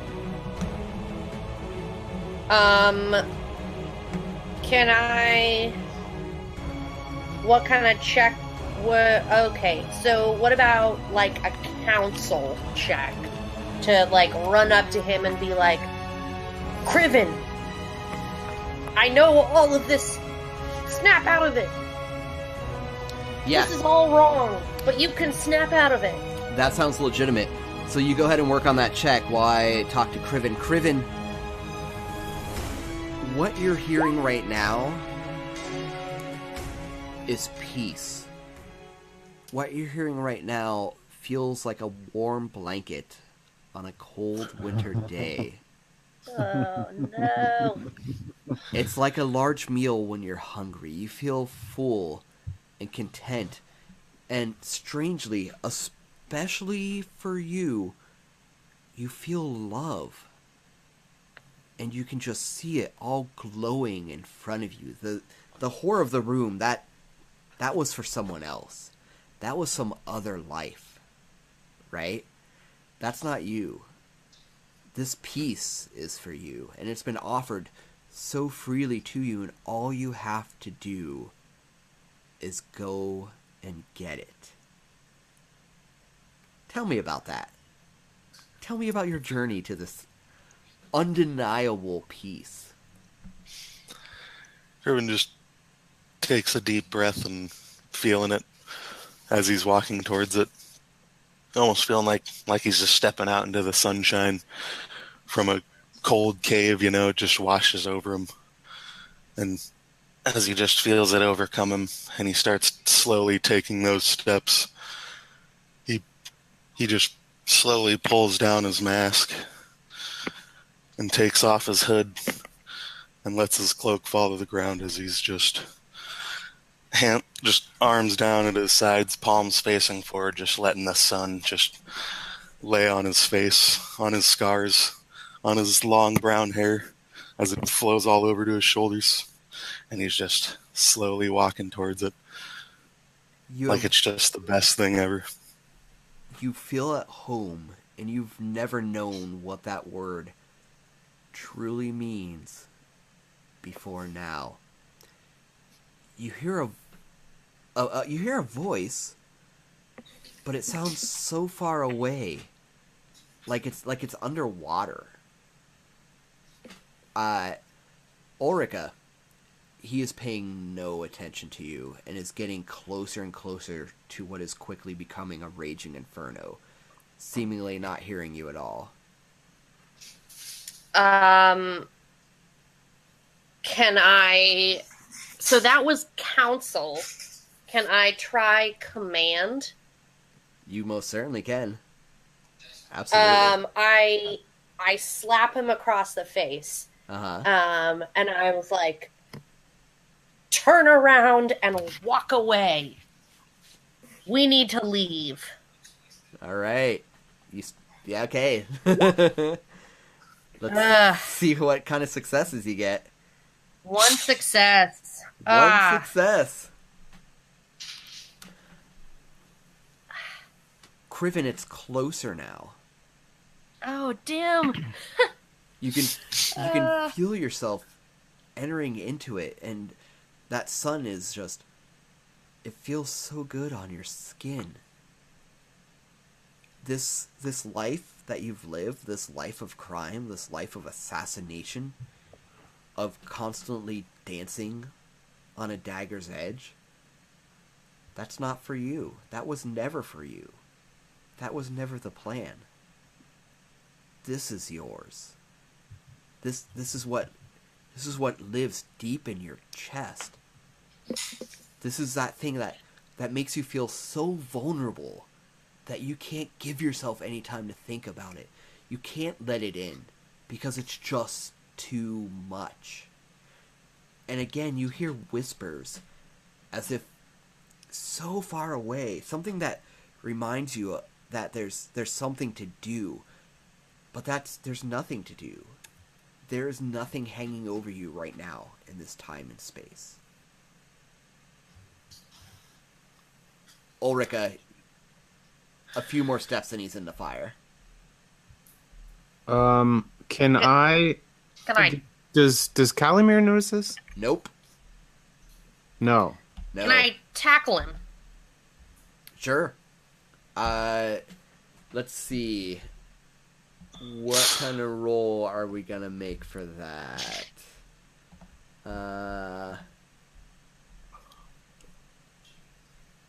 Go ahead and give me an athletics roll. Ah, this is intense, man. I know. I wish I could help. I was going to try, but Right? You got a success too, right?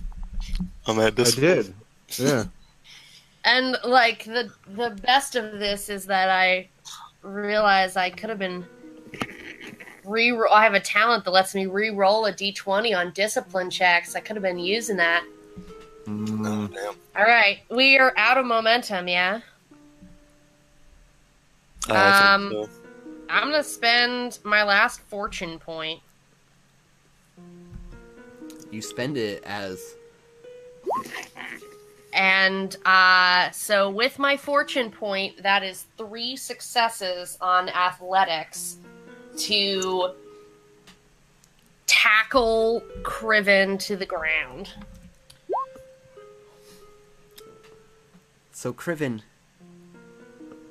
tell me about this light that is almost within your reach.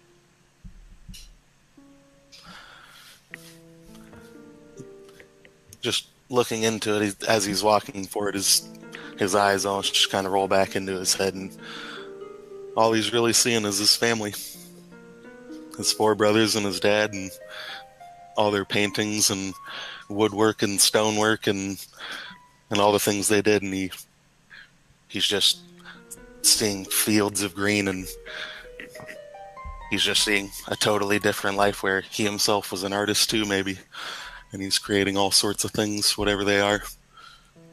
Buildings, paintings, armor, weapons, all the stuff like his brothers make, and he's doing it with them. And that's what he sees in this light.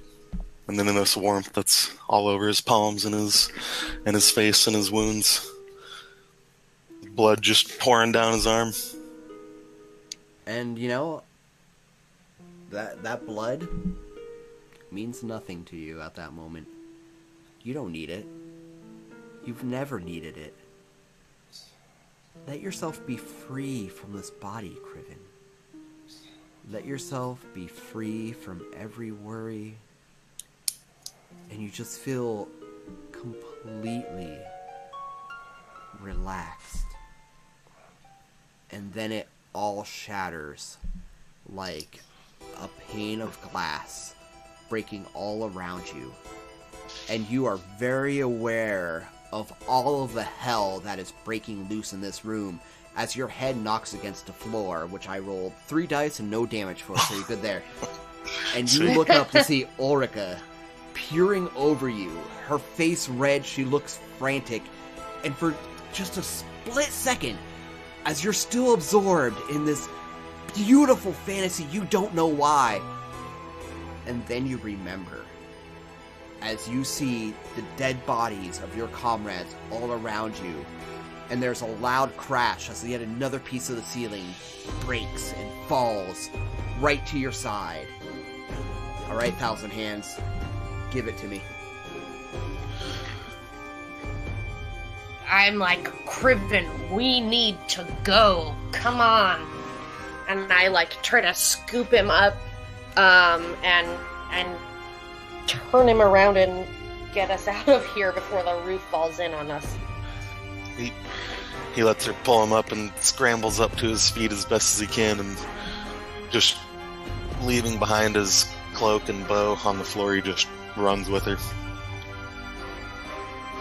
And you both take off running across the room, pushing everyone out of the way, because anyone that's not running now is already lost, and you know this, either to madness or to something perhaps even darker than that.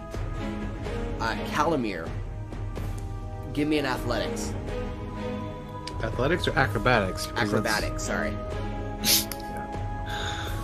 Nice. Okay. And I have a talent called Nimble as a Cat, which reduces any acrobatics test by the number of ranks I have, which is 1. So.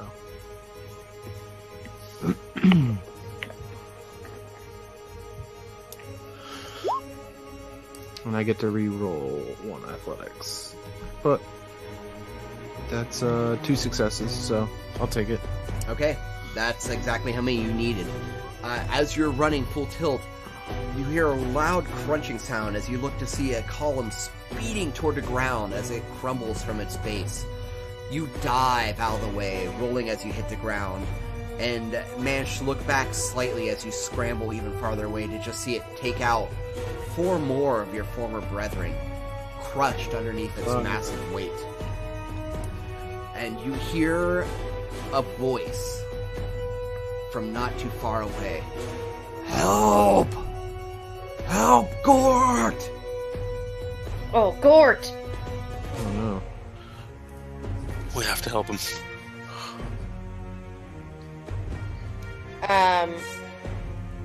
Yeah, where do we hear this coming from? Can Oh, you this see is where all he is? Calamir. This is while you two are stopping the carnival. Oh, shit. Okay. Oh, dang. So, yeah, he's gonna go help him. So in a whoa, He's lackluster. gonna go help them. In a strange, like a bit of an ironic twist of fate, you find Gort pinned underneath a similar column. He looks battered and bloodied, and he is straining to push it upward, but he can't seem to get the purchase. So, do I screw the listeners out of their vote and just kill him myself, or Gort's cool, man. should I just go around and kill all the characters except for the one I want to live? No, She already got her no, vote. Calamir's. He was inspired by Gort's, and he was reluctant. Calamir was going to pull a George Costanza and push kids and whoever was in his way out of the way to get out of the fire, but instead he doubles back and tries lifting this this pole or whatever it is. So James, was that a difficulty of 3 last time? For acrobatics? Yeah. No, it was 2. Oh well, I began it with. I have an acrobatics talent that reduces it by 1. Oh, okay. So then you got momentum. So sure. I had a momentum. Yeah, Okay. this is going to be an I'd like- athletics test coming up. Yes, and I'd like to use that momentum for this. All right.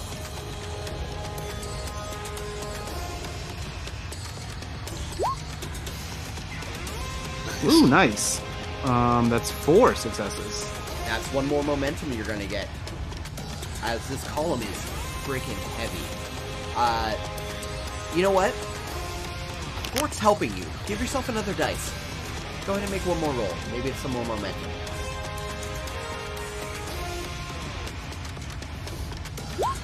Watch me a competition. Oh, nice. Nice. All right. So you put your shoulder into it to roll this off of him. Your feet planted. You're crunched into a little ball ready to explode.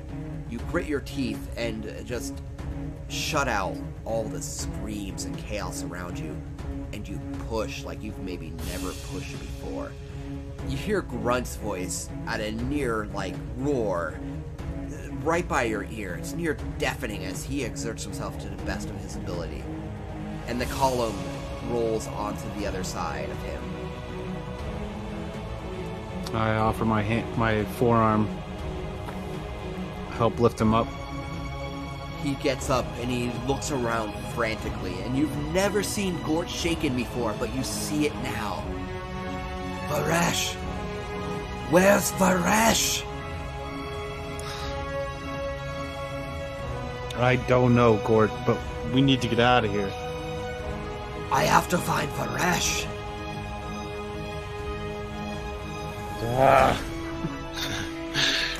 How close is this monstrosity? Can I You strike look up, it? and you see that it's larger than ever before. It has absorbed more people. It seems that all of the flesh in the front of the room has become one combined horrific mass. And on that note, give me a discipline check. Fuck you. I shouldn't have looked at it. He's seen it before. Can it be not so horrific now? Oh, it got more horrific. I'm gonna use it It's in the same ballpark of horrific. use the Jeez. one of those momentums. I'm not about to discuss scale of horrificness. Can I just give you a doom to get a success? You can give me a doom to roll more dice. Oh, can you do that? Yeah, but I'm pretty sure. But we'll say definitely for right now. Yeah, no. But just know that if you do, I'm going to start spending that doom. You got it. Enough. That's one success.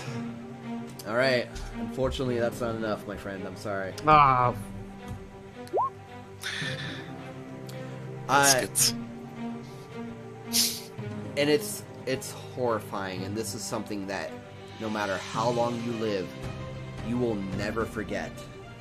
As you take three resolve. 3. I'm sorry. Yeah, 3, because the effect is gonna give me an extra one. Okay.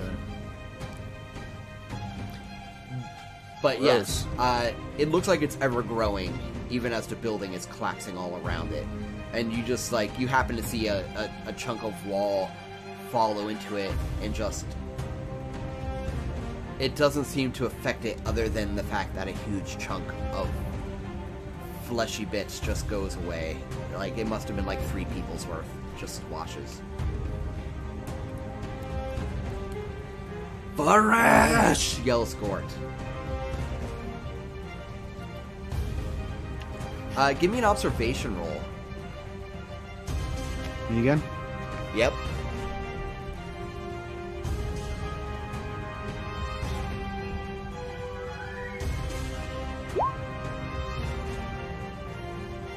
Two successes. 2 successes. So, even as he's yelling this, and you're, reeling in terror at the sight of this monstrosity, you see on part of it this little piece, a face, or what used to be a face, and over it is half of a porcelain mask, cracked. And you see one of its eyes just almost pleading at you as more flesh bubbles over top of it, and it looks like it's being consumed. Bummer. Oh, fuck. How do we do something about that? Looking at it, you're pretty sure there's nothing to do. Unless we get a lot of votes really quick. And on that note, if anyone's still voting, look for the pinned comment at the top of the comments for more information.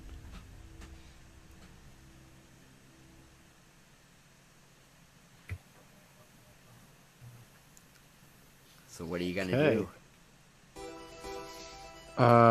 What am I gonna do?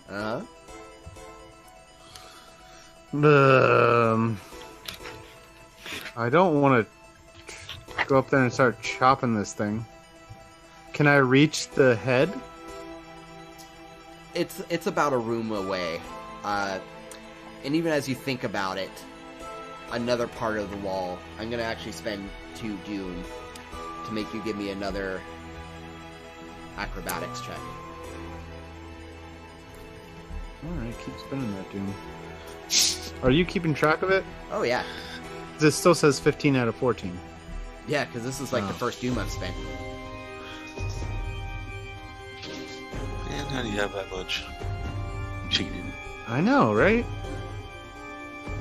He wasn't I mean, thinking doesn't he doom for- start at 9 and then we shower him with doom to prevent our own complications? You know what? Honestly, that's Yeah, a but good he point. wasn't. Because I took the amount of doom I'd have if Calamir's here, so I will take 3 less on that number. Hey, there we go. Rematch. Yeah, Rematch. Sorry. I don't know even why I said. No, because I have Calamir. It's like his grandparents. Yeah. Okay, so Bobby, Joe, George, Jim. another Stevie! another part of another brazier rolls across the floor, trailing fire behind it. You jump back, grabbing Gort and surprisingly pulling him with you as it just misses both of you. So you hear the screams of nearby people as the fire engulfs them. I didn't roll. Oh, that's your observation. Okay, that might happen. Let's see what you roll. Oh, wait. That's requires one more. Sorry.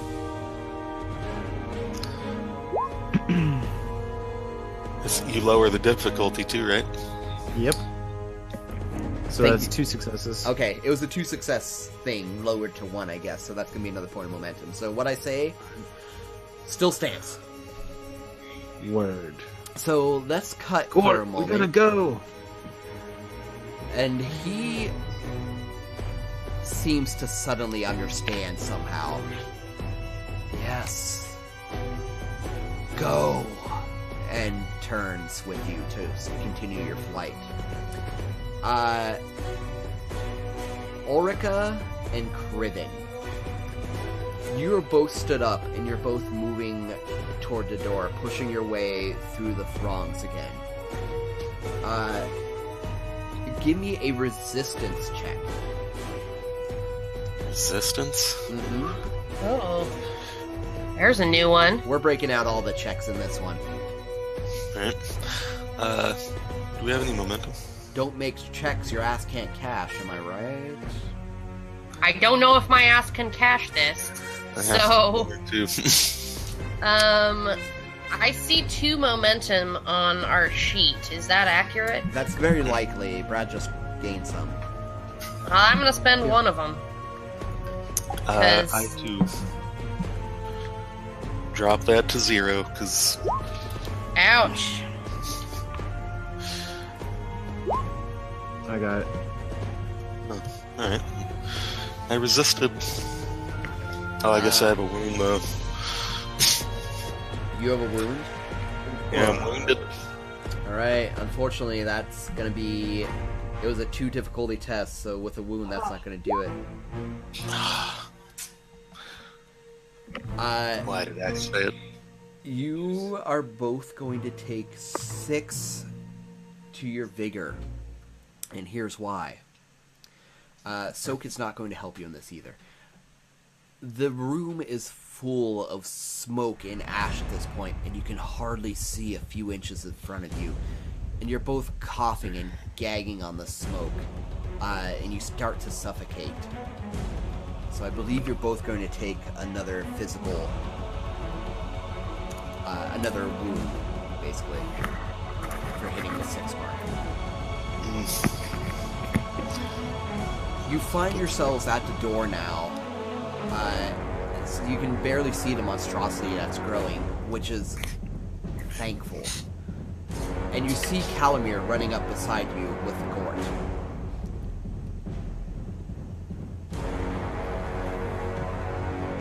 Let's get out of here.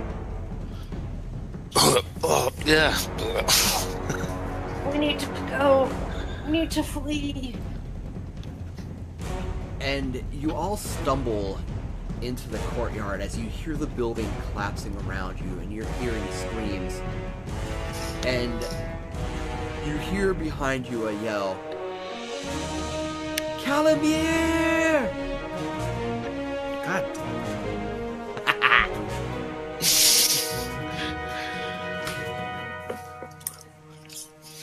Is that damning? Dream. Yeah. Who is it? Oh. Do I see her? It's Dreena. Do I see her? You do. She looks like she's caught in a throng of maddened people. And right next to her is Makar.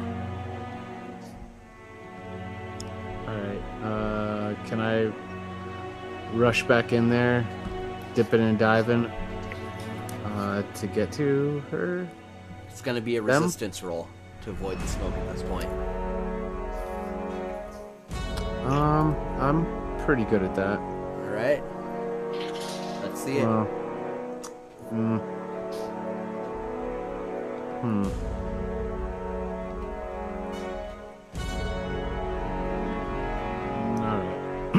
Let's do it. It's worth it.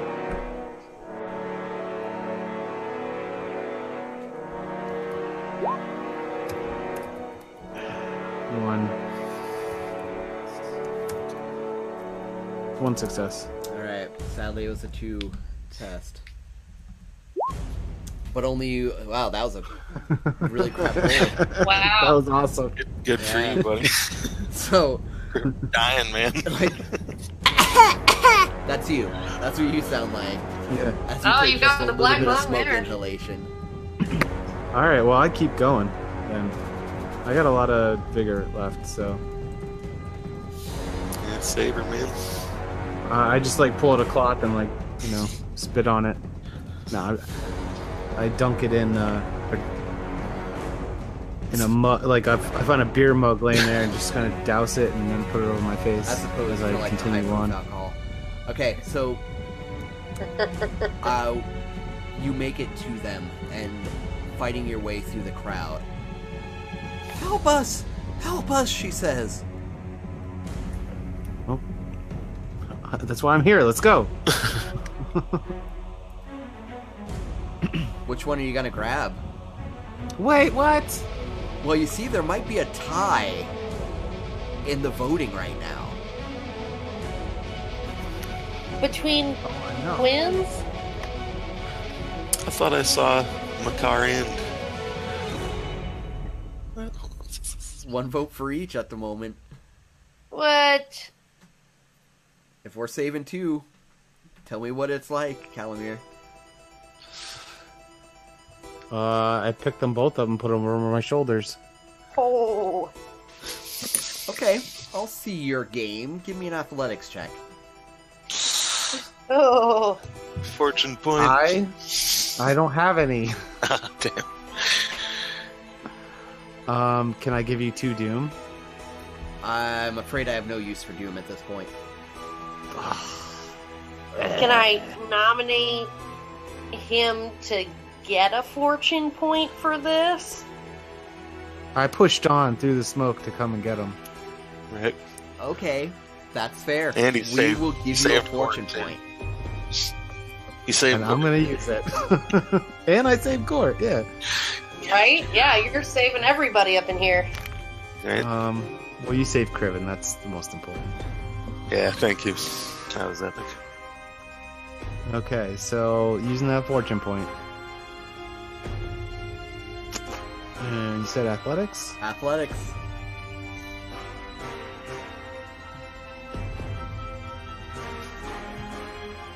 Come on, come on. That's 4 successes. Do you have any wounds? Not any physical ones, no. I don't have any wounds or trauma. Yeah, so you got 1 from the smoke. One twin 1 vigor. on each shoulder. You start making your way through this maddened crowd as the monstrosity in the front grows ever larger, coughing from the smoke all around you. Never sure if you're actually going to see the outside. Something snapped in you, and you wanted to save them. Your own life perhaps may be forfeit for the effort. but you went for it. And you're fighting your way through the smoke. You can't even see anymore. You don't know what's around you. You're not even quite sure you're still walking toward the front. Bodies, or perhaps worse things, bouncing off of you, and you're almost glad you can't see them. The twins were yelling, screaming, and you can't even hear them anymore through the throng, and you're not even sure if they're still alive or there. Step by step, foot by foot, you keep trudging forward, and it's impossible. It's impossible, and you almost lose hope as you come through the cloud of smoke and out the front door, where you find your companions waiting.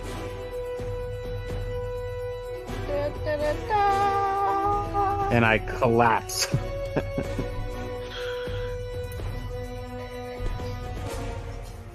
And unfortunately, Calamir, can I, kneel down and, make a healing roll? I have one of the things that I have in my belongings. I feel like would have relevant things to this, a traveler's survival kit. So I'm thinking maybe some sort of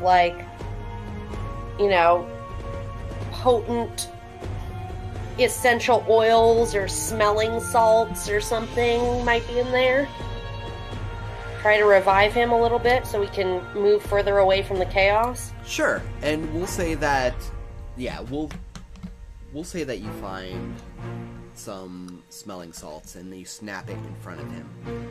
And Calamir, you're near dead on your feet. But a little bit of awareness returns toward you as you sniff these smelling salts.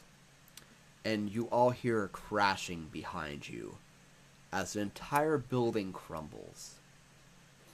It's just the three of you, the two twins, and Gort. And then you hear a yell from above, up on the ramparts of what's left. 1,000 hands of fortune! Your allies have betrayed you! The cult of the staff lives eternal! Everyone can give me an acrobatics check if they want to dodge some arrows. Oh, shit. You're damn right. Jeez. This isn't gonna work for me. I'm very wounded. Boom. How many 3 wounds do you have, Brendan? successes. I would actually have, I have 3. Okay. Well, I rolled 3 successes, but I have 1 wound, so that's 2 successes, right? In effect, Nice. yes. Yeah. So I have 3 successes, and you reduce my difficulty by 1. So Do we have any momentum? No? And so, let's do this one at a time. Ulrika, Yes. Go ahead. how many successes did you get? I got 3, and I have 1 wound. Okay, so down to 2. So you're even, because I just got 2 successes at the arrow going towards you. Calamir, how many successes did you get? 3. 3. I only got 1 success. So that's going to give you 2 momentum. No, gives me 3 because it reduces the difficulty by 1. Yeah, I guess that's true even for dodging. Sure. Okay. So 3 momentum. Indeed. Sweet. All right, Criven. So that's what you're working with, buddy.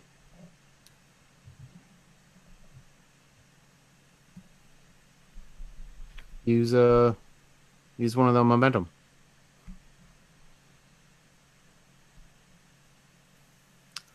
Frank, we can't hear you. Mer? Oh. Did he get shot too much? Hello? Oh no. There we are. Oh, hey, Okay. there we are. There's a stupid button on like the wire of my headphones themselves that if you bump it, it mutes it. Word. But sorry about that. All right. I spend 2 momentum. You guys mind? Go for it, man. We need you to live. Sweet. Man, I'll spend 2. Ooh yeah, 3 successes. 3 successes. Okay, let's see what I roll. I only rolled 2, so that's even one more momentum you get back. Bam. So I have 2 momentum. arrows pepper the ground as you look up and see what can only be Urikar's boys employed by the cult of the staff. Arrows all around you. And while their arrows didn't hit you, their words did. You've been betrayed. Who did this? Who's responsible? Who can you trust? And voices erupt all around you as a throng presses in from the street, and you recognize them as Hazeer's people. Where's Hazeer? They yell, and arrows fire back from them, the ragtag group that they are. Urikar's boys have him. Go ahead and roll me a persuade. Oh no. Anybody want to help? Yeah. Or can I I'm help like, somebody else instead? Why would he be? Yeah, Urikar's boys. Where is Hazeer? What did you do with him? I'll roll persuade. So, if you're helping, you just give him an extra dice. No, I'm letting her take the lead. I'm going to say that you took the lead already. I'm going to make you do it. All right. Well, you can have my extra die. Rewind? Was that all, Rick? Seriously? Yeah, I'm serious.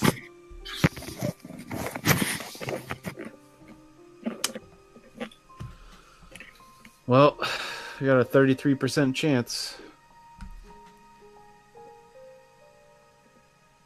You got one momentum too. You could spend that. Yeah, have I'll 2 use momentum. I'll do 5 dice. Fuck it. All momentums. Wow. They're confused. They don't know what's happening. They just got on the scene. Come on! We'll get them back later! We have to get out of here as more arrows pepper the ground around you. Friggin' hell is even going on? Gotta run away. One of them comes and scoops you up, Criven, to help you move, as you are bleeding all over the place at this point.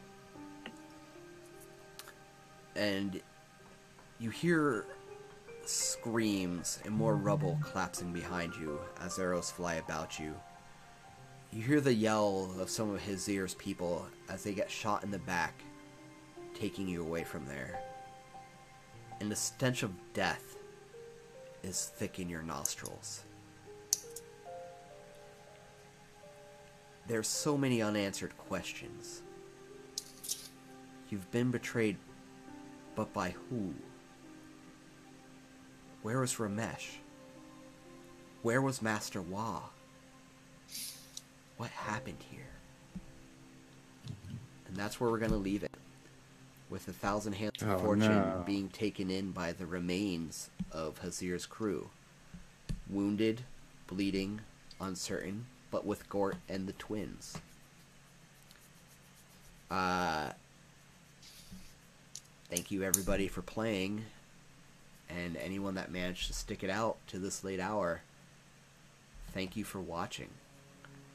I hope you enjoyed yourself, but on a moment of something perhaps a little bit lighter than what we've just seen, let's roll for a winner. Ooh. So, if anyone wants to give a last moment vote while I'm doing this to get in the running, feel free.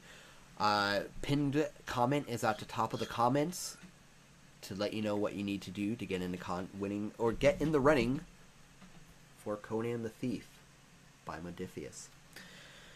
James, Yes? I do have to interject that our contest rules specify it runs until 1 a.m. Oh, that is true. So we got about 10 Everybody's minutes or got so. 11 minutes left. So Right, yeah, okay. can we bullshit for 11 minutes? Right? I mean, obviously, yes. I mean, stall for time. Ah! So in Don't 11 look at minutes, the monkey in the corner.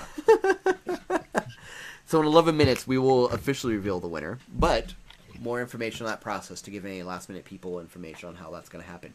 We have been entering names into a rollable table on Roll20, which we will be rolling in a scant less than 11 minutes at this point, to reveal the winner of the Conan the Thief sourcebook for Modiphius' Conan Adventures in an Age Undreamed of.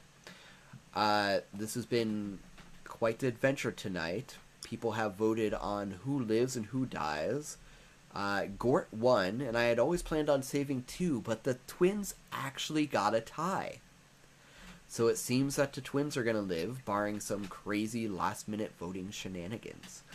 I mean, I do think that it was very much in the spirit of, Conan pulp heroes, that it was like, you can only save one of them.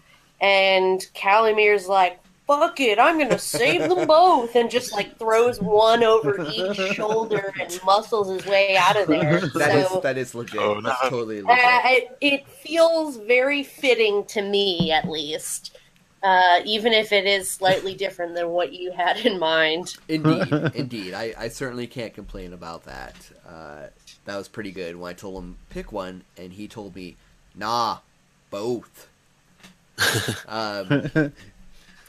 So, just to flash back to much earlier in the episode, yes, we all love these NPCs, and perhaps we like them past what use they have to us. But let's talk about what use they had to us. Varesh, who last we saw had a cracked mask and was being absorbed by an ever-growing mountain of flesh, knew where to find the alchemist that Criven was looking for. Dreena, who was just carried out on one of Calamir's shoulders, knew where, and I wish I wrote down the name somewhere where it's easy accessible. Fareem. Oh, Fareem, obviously. Knew where Fareem is, Calamir's missing sweetheart, who apparently saved Calamir's life through deception. Brad, go ahead and tell us that tale real quick. She was tasked with killing Calamir and by the Black Hand, and instead sedated him with an elixir that made him appear dead, just as Juliet took in Romeo and Juliet. It's all very romantic. It is. It really now, is. so we found this out, in case you're wondering where all this is coming from. Hey, I've been watching every episode and I didn't get that. Our Tales from the Tower fan group. If you search for Tales from the Tower, you will find it, where we do our carousing phase in Conan, which is what happens between adventures. Now, just to clear something up, in the last carousing phase, she has gone... You have found that she has a connection to the Black Hand, apparently. But you haven't... Yes. I don't want you to necessarily interpret that as the Black Hand sent her to kill her. Okay. Well, maybe they give her an ultimatum, or blackmailed. Or... I mean, that's more than I can say. I may not find out if Dreena doesn't live. Yeah, so. if someone suddenly comes in and breaks the tie vote. So that's what Dreena knows. Poor Varesh. Hazeer had a message from Lord Zerbez for Ulrika. Hazeer, who is likely dead somewhere underneath a bunch of rubble, But, I feel like he died like he lived. Drunk and dirty. I would agree with you there. I must say, I feel like of the plot hints that were dangled in front of us, I feel like mine is the most easy to follow up on because I'm like, huh, a message from Lord Zerbez. Well, it's too bad that Hazeer got crushed by that collapsing building. I'm just gonna go talk to Lord Zerbez directly. I don't know what the problem is. Uh, his phone's off the hook now. Okay, you can't just call him. Damn. Right. God, if only your GM had planned for that. Anyway, uh, and then there's Gort. Rude. And then there's Gort. Gort the Cimmerian, the savage Cimmerian from far north, who was, I'm going to emphasize that word one more time, was Varesh's bodyguard. Didn't have any great information like everyone else did, but did have some, or didn't have any, I'm sorry, no, he didn't have any information. He's big, he's bulky, and he said he'd kill for the 1,000 Hands of Fortune. So that might be kind of useful in times to come, being as, well, there's not really 1,000 Hands of Fortune anymore. Right? Not that we know of. This did not go well for us. No. It was such a nice party. And then there is Makar. Makar is Dreena's brother. Both of them came from the wine merchant of Caradin Vasel's estate. Saved by the 1,000 Hands. Both took a shining to Calamir. But Makar has promised that there is a secret fortune at the estate that he knows how to get to, and that he will tell the 1,000 Hands where it is after the party. So the 1,000 Hands are kind of hurting for money right now. So he's a link to some cash. So, yeah. Yeah, it's good he lived. It's good he lived, yeah, absolutely. Because Pardon, we can. sorry. I mean, not to be too opportunistic about it, but I'm glad you lived, buddy, because we could really use some money right now as we try to rebuild after this catastrophe. You know, provided that there's no last minute votes that kill them. Because, you know, that's a thing. Yeah. Sorry, everybody. Tried to mute that before it happened. Didn't get there in time. Apparently, it's a sneezing time of night. So on that note, as we while away the next 4 minutes so we can officially announce a winner of this contest, let's talk about things. Let's chat. Let's get all on the table. Crumbling Keep. That's us. We're doing a lot of things. This is one of them. Tales from the Tower presents, or rather, Crumbling Keep presents Tales from the Tower. That is the name of our weekly streaming show, which we are currently playing Conan the Thief. When this campaign wraps up, we'll be moving on to some other games. We're going to give you a nice variety as time goes on. We have some cool plans that I'm not going to spoil right now. But make sure that you like us on Facebook, facebook.com/crumblingkeep, to catch all of our live Facebook streaming videos. Because they're only going to get better. And this one, I feel, was pretty dang good. So keep up on that. We have a podcast, which is a D&D actual play podcast, which everyone playing right now is actually a part of, called Crumbling Keep Presents The Isles of Samsaris. It has been edited to sound a bit like an audio drama. It flows really nicely. I didn't get to tell you all this yet because we were a little rushed pre-show, but I ran into someone today who gave me some great feedback. They said that, sometimes the mic quality isn't the best, which is true, and next season will certainly be better because we learned things and we've been buying microphones, so hey, there's that. But they said that their biggest complaint is that the episodes aren't long enough and there's not enough of them. And I died a little bit inside. That's certainly wonderful. Right? That was super sweet of them to say. TJ, if you ever see this, that was super rad. I should probably let you know this is another thing we do because I don't know if I've done that. So yeah. If you would like to throw any money at us, if you go to paypal.me/crumblingkeep, you can send us $1. You can send us $5. You can send us $500, all through PayPal, nice and safe and secure. We would love to see some tips. You'd be the first. If you'd like to continue to support us and also get some cool stuff for doing so, you can go to patreon.com/crumblingkeep to sign up there. And we have varying tiers available where you can support Crumbling Keep and the awesome projects we have in mind. That also, you can also find our broad plans for our expansion of the Crumbling Keep.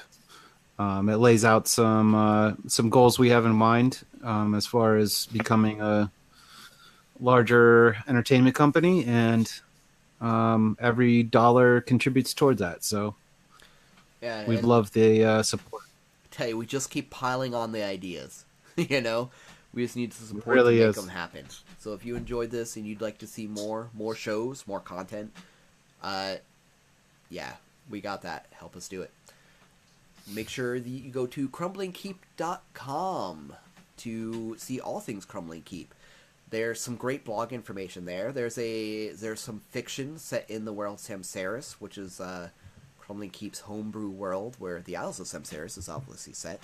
There's also a lot of great world building information about it, as well as all kinds of game tip articles. GMing for the first time? We got something for that. Want to run a sandbox campaign? Cool. Want to make a character that isn't sucky to everyone else at the table? Gotcha. So there's been a lot of great articles that we've been pumping out over there on our blog that we'd love you to see. Thank you again to Sirenscape for providing the audio backdrop for this show. If you have not checked out Sirenscape, okay, admission. I knew about Sirenscape for years now, and I never really checked them out. It's like, I've had so many bad experiences with people trying to add music and sound effects to their games where it seems to be more detracting than anything else. That I was like, no, that's cool for you, but not my thing. When I started using it, there's just something about the way they put it together. Like, Sirenscape has this mixer put inside of it where you can set the levels, what sound effects you want, what music you need, and it's all just broad enough that it just works great. The scenes in this video where you've heard music and stuff, all Sirenscape. Check them out. They're pretty cool. They got some things you can try for free, and I'm definitely glad I've done this. If you want to try playing Conan the Thief, look at the bottom of our post and on the Facebook Live video, and we have some links where you can buy the books. They're great. Just one game of the year. It's probably my favorite fantasy game. Don't tell anyone else. But you can find links to buy the book there. Obviously, if you're not following us yet on Facebook, facebook.com/crumblingkeep, at crumblingkeep on Twitter. Hey, good news.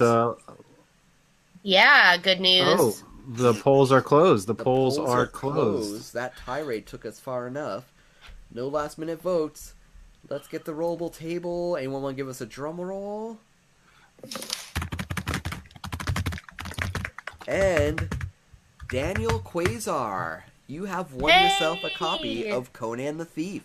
You voted for Makar, and your vote certainly counted. Makar has lived. Daniel, you have won a copy of Conan the Thief by Modiphius, and we'll be in touch to get that to you. Thank you so much, everyone, for watching tonight. Again, crumblingkeep.com. Check us out there. We love you all. Anyone else have anything else before we get out of here and go carouse ourselves? No. No. Other than Congrats to Modiphius for winning Best RPG for Conan Adventures in Age Undreamed. I don't believe we mentioned that, did we? Never. We have not mentioned that once during this entire show at all. Congratulations. And also, we're gonna find out more about that, but not right now. After the party. After the party. The And it's party. officially after the party. In case anyone's wondering, the party is certainly done. Mhm. Thanks again, everyone, for watching. It's been a great night. It's been a great game. I'm glad you all could be a part of it. We'll see you next week and every Sunday at 7 p.m. Pacific. Oh, I'm doing it backwards. 10 p.m. Eastern, 7 p.m. Pacific for more Tales from the Tower. Thanks for watching. Thanks for watching. Congratulations, Daniel. Congratulations, Good night, Daniel. everybody. Woo!